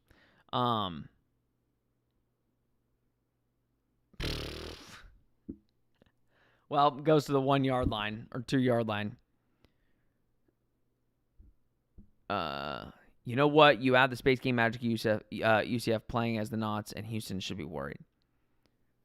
I mean, again, to be fair, though, like, yeah, they should win the Space Game. Houston is not that good. Now, granted, they're playing much better than us right now, especially on offense. But, I mean, no, like, they should win that game. All the home games, they'll be favored in.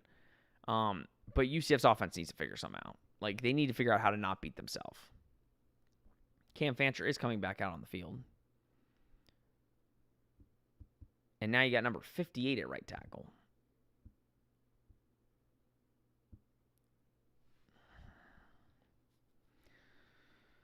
All right. It's going to be a hell of a story to go 99 yards in one play, huh?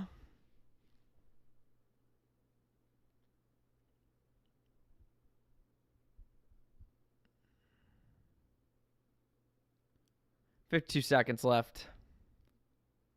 1st and 10.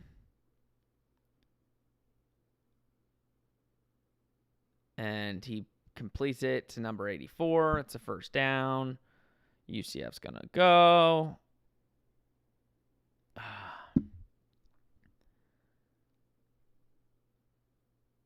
And 44, 43. Ball is snapped. Cam Fancher's looking. He's just going to dump it to nobody.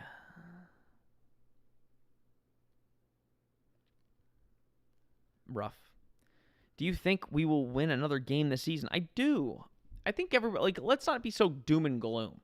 The team's got some good parts. It just doesn't come together.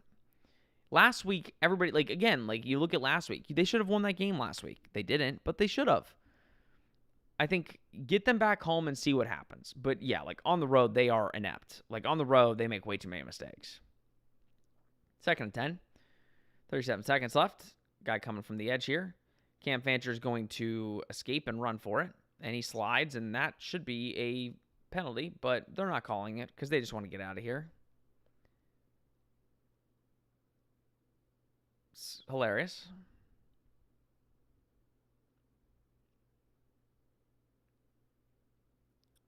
They snap it, pass it to 84. The clock is stopped anyway. Cincinnati coaches. And again, it's not like we're moving the ball very quickly anyway, so who cares?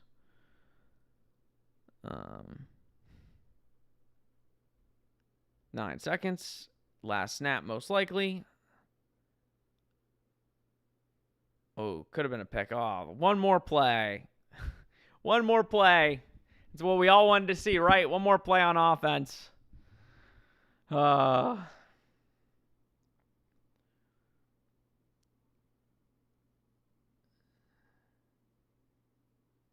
Let's do some like laterals. Let's like have some fun stuff. I wouldn't mind seeing an angry Frost after this game. He won't be. Yep, just run the ball.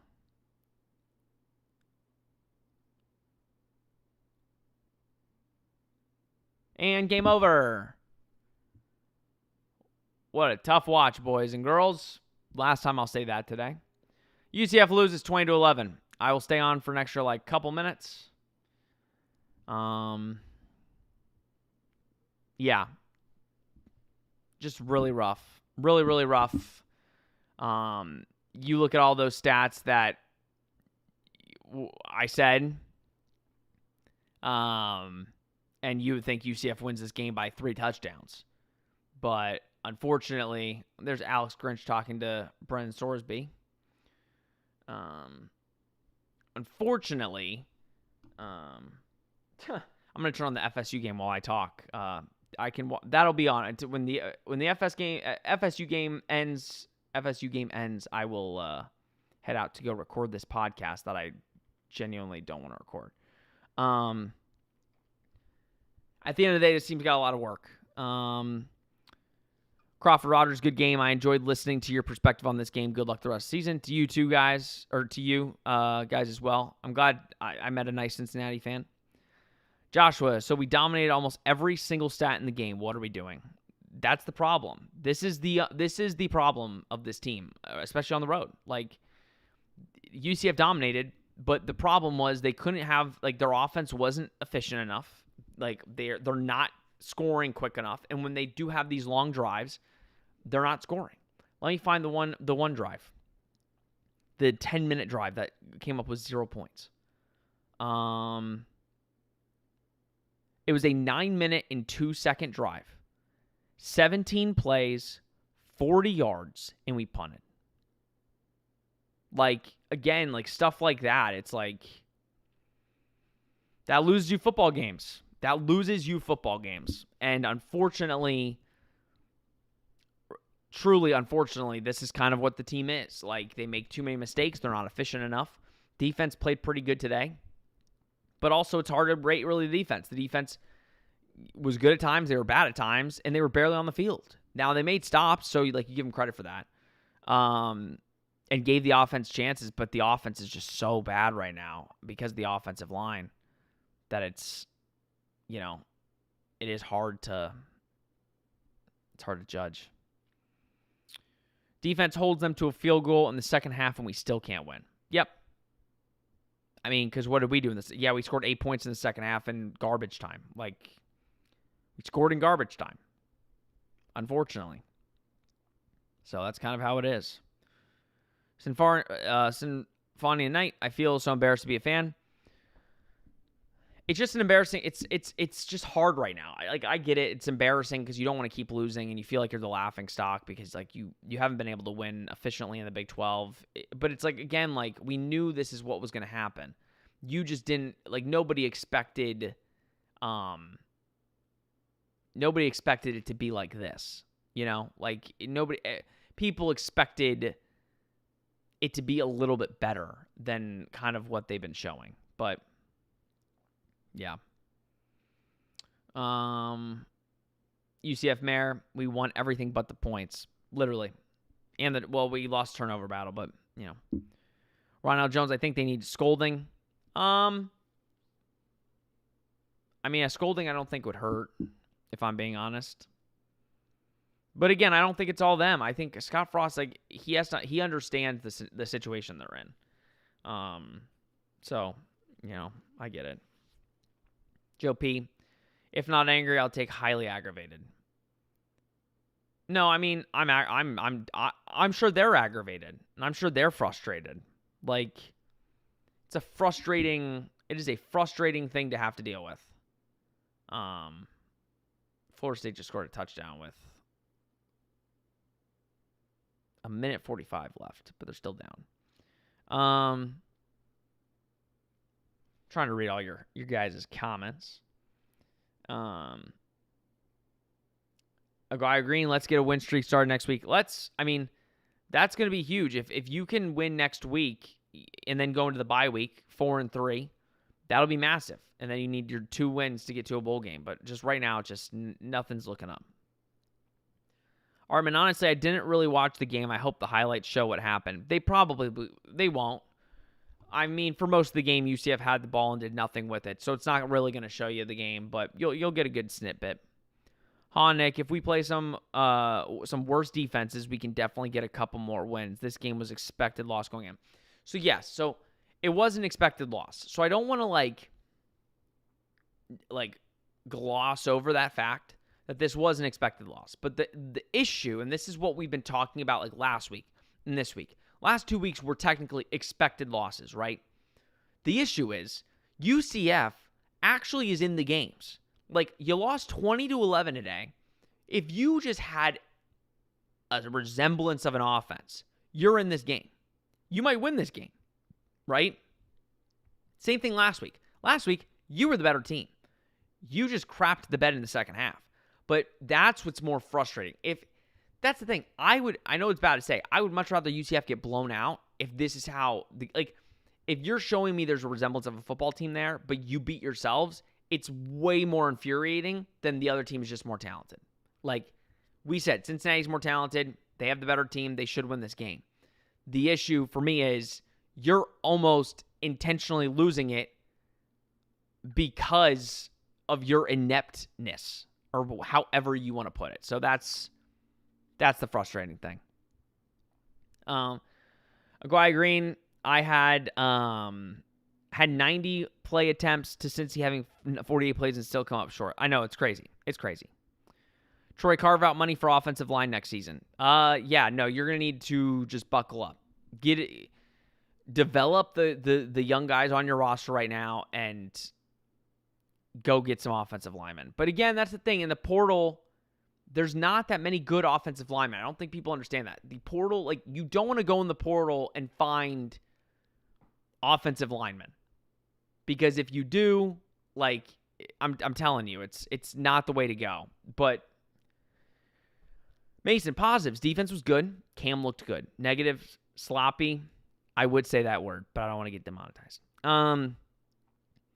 Cam was okay. I wouldn't say Cam looked good. I would say Cam was okay. You really saw some of his deficiencies in the second half. But looks like Florida State's going to lose, which is, I guess, a positive.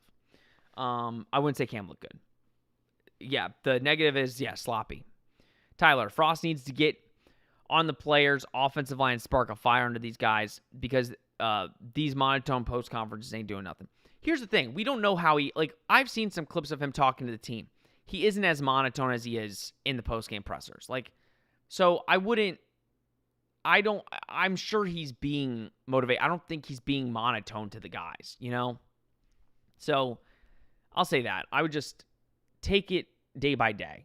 But I don't necessarily think he's being completely monotone to the guys. I'm sure he is, doing what he's supposed to.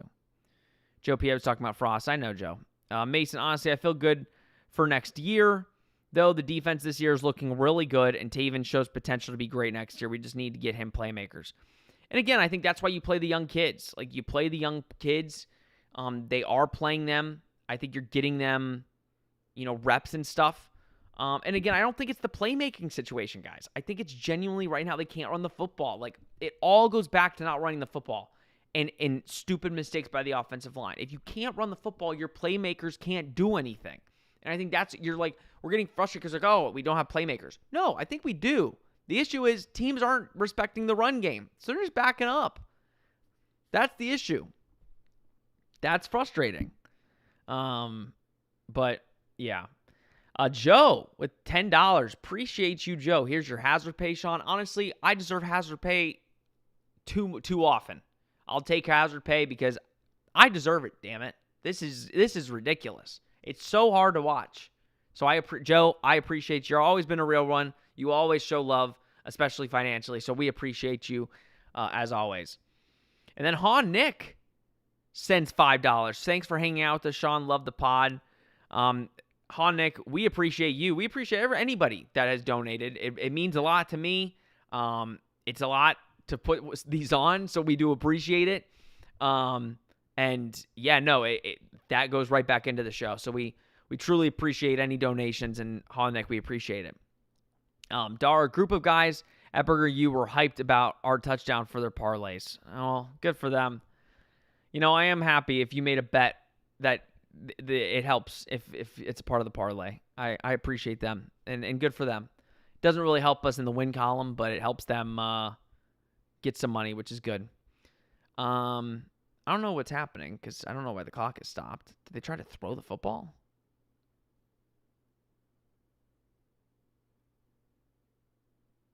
I'm trying to look at this. Florida State players down, so the clock has stopped. I hate that.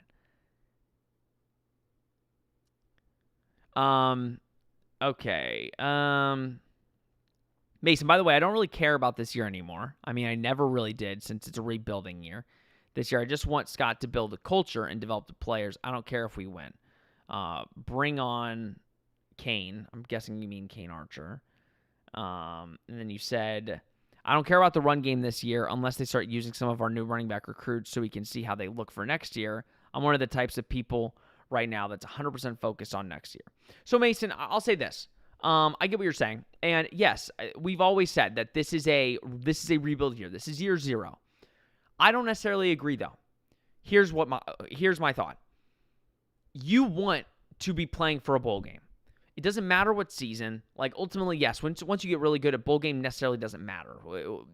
At that point, you just want to, you want to win conference championships. You want to go to the college football playoff. UCF is at a point where you should want to go to a bowl game. That should be the whole focus and hope, is going to a bowl game. Yes, this year is a semi-wash. Like, we knew that. Like, you're probably not winning any more than 6 games. And we said that. My thing is, yes, it is a wash, but you need to hope and keep hoping that UCF does get to a bowl game. Because if you have another 4-8 season, not that it's bad. Like, again, it is year 0 with a brand new, team or whatever. But you ultimately want the team to experience some winning to be able to kind of go into next year on a high. If you don't, not that it's going to stunt your growth. It just, again, you want to kind of play for something. And I know they're playing for something, but right now it needs to be, hopefully, they go to a bowl game. And that should be what we are watching. That's what I'm watching for. I wouldn't be doing these if it's a wash of a season. Because if you're telling me it's a wash of a season, then what am I doing these for? I know it's not a wash for everybody. That's what I'm saying. Like, they have to be playing for something. And right now they're playing to go to a bowl game. And they've got opportunities, but they need to get a lot better quick. Dar, the center needs to be locked in locked in on some of those apps. No, Carter, this was his worst game. Carter Miller's played really well for the most part. Today he was not good. 100% Sean have to run the ball. Thank you, Gary. Yes, they have to. They have to. That's been the issue. That's been the Achilles heel of this team. And yeah, it's not looking like it's getting any better. Troy, you cannot call any year a rebuilding year anymore. In the portal era, we can expect 30 to 40 plus every new year from the portal. No such thing. So I get what you're saying, Troy. What I mean by this is, to be completely blunt, brand new coaching staff came in. They had to fill out a roster because a lot of our guys left. That's why I mean rebuilding. I get what you're saying. Yes, no year in college football is rebuilding. In this case, it kind of is. Because it is. Look at North Carolina.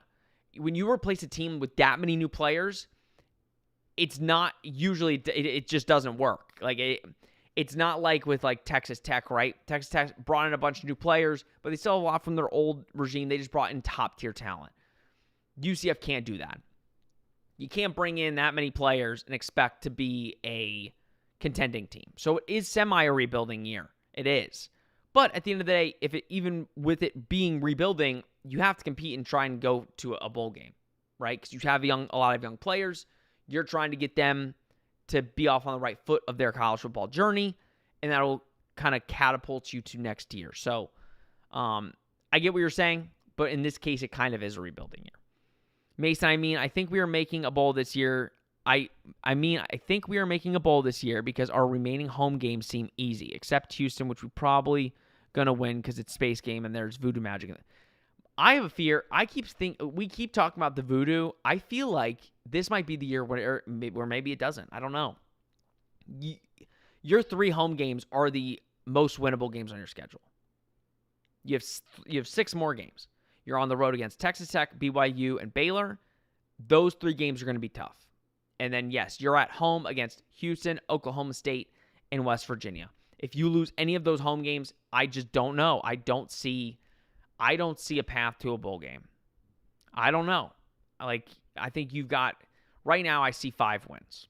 I think you beat Oklahoma State, and I think you beat West Virginia potentially. But then you got to find one more. And yeah, it should be Houston, but I don't know. All right, everybody. That is going to do it. As always, we are sponsored by FanDuel, America's #1 sportsbook. Guys, if you are making any bets this college football season, if you're betting against UCF, well, you shouldn't have, because if you bet UCF today, you would have got the spread. That would have been good. But use FanDuel. They have the best lines out there, best for UCF fans to use. So use FanDuel, America's #1 sportsbook. We love them. We love to use them, and a proud sponsor of the Charge On podcast. Guys, that's going to do it for this. I appreciate you as always sticking with me, sticking with UCF, watching the streams. We greatly, greatly appreciate anybody that made a donation. We truly, truly appreciate it. If you want to become a member, become a member. We love all of our members and all the people that watch.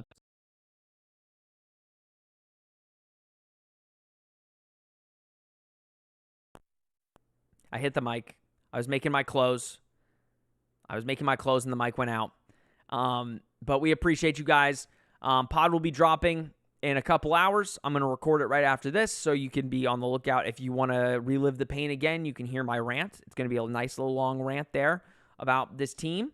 And that'll be dropping in a couple hours, and then we go back to our normal schedule. But there won't be a live watch along for the next away game, which is Baylor. I'm out of town, so I will not be able to do one of these. So it's going to be a minute until we have another live watch along. But I truly appreciate you guys as always. It means the world to me for you guys tuning in. Go Knights.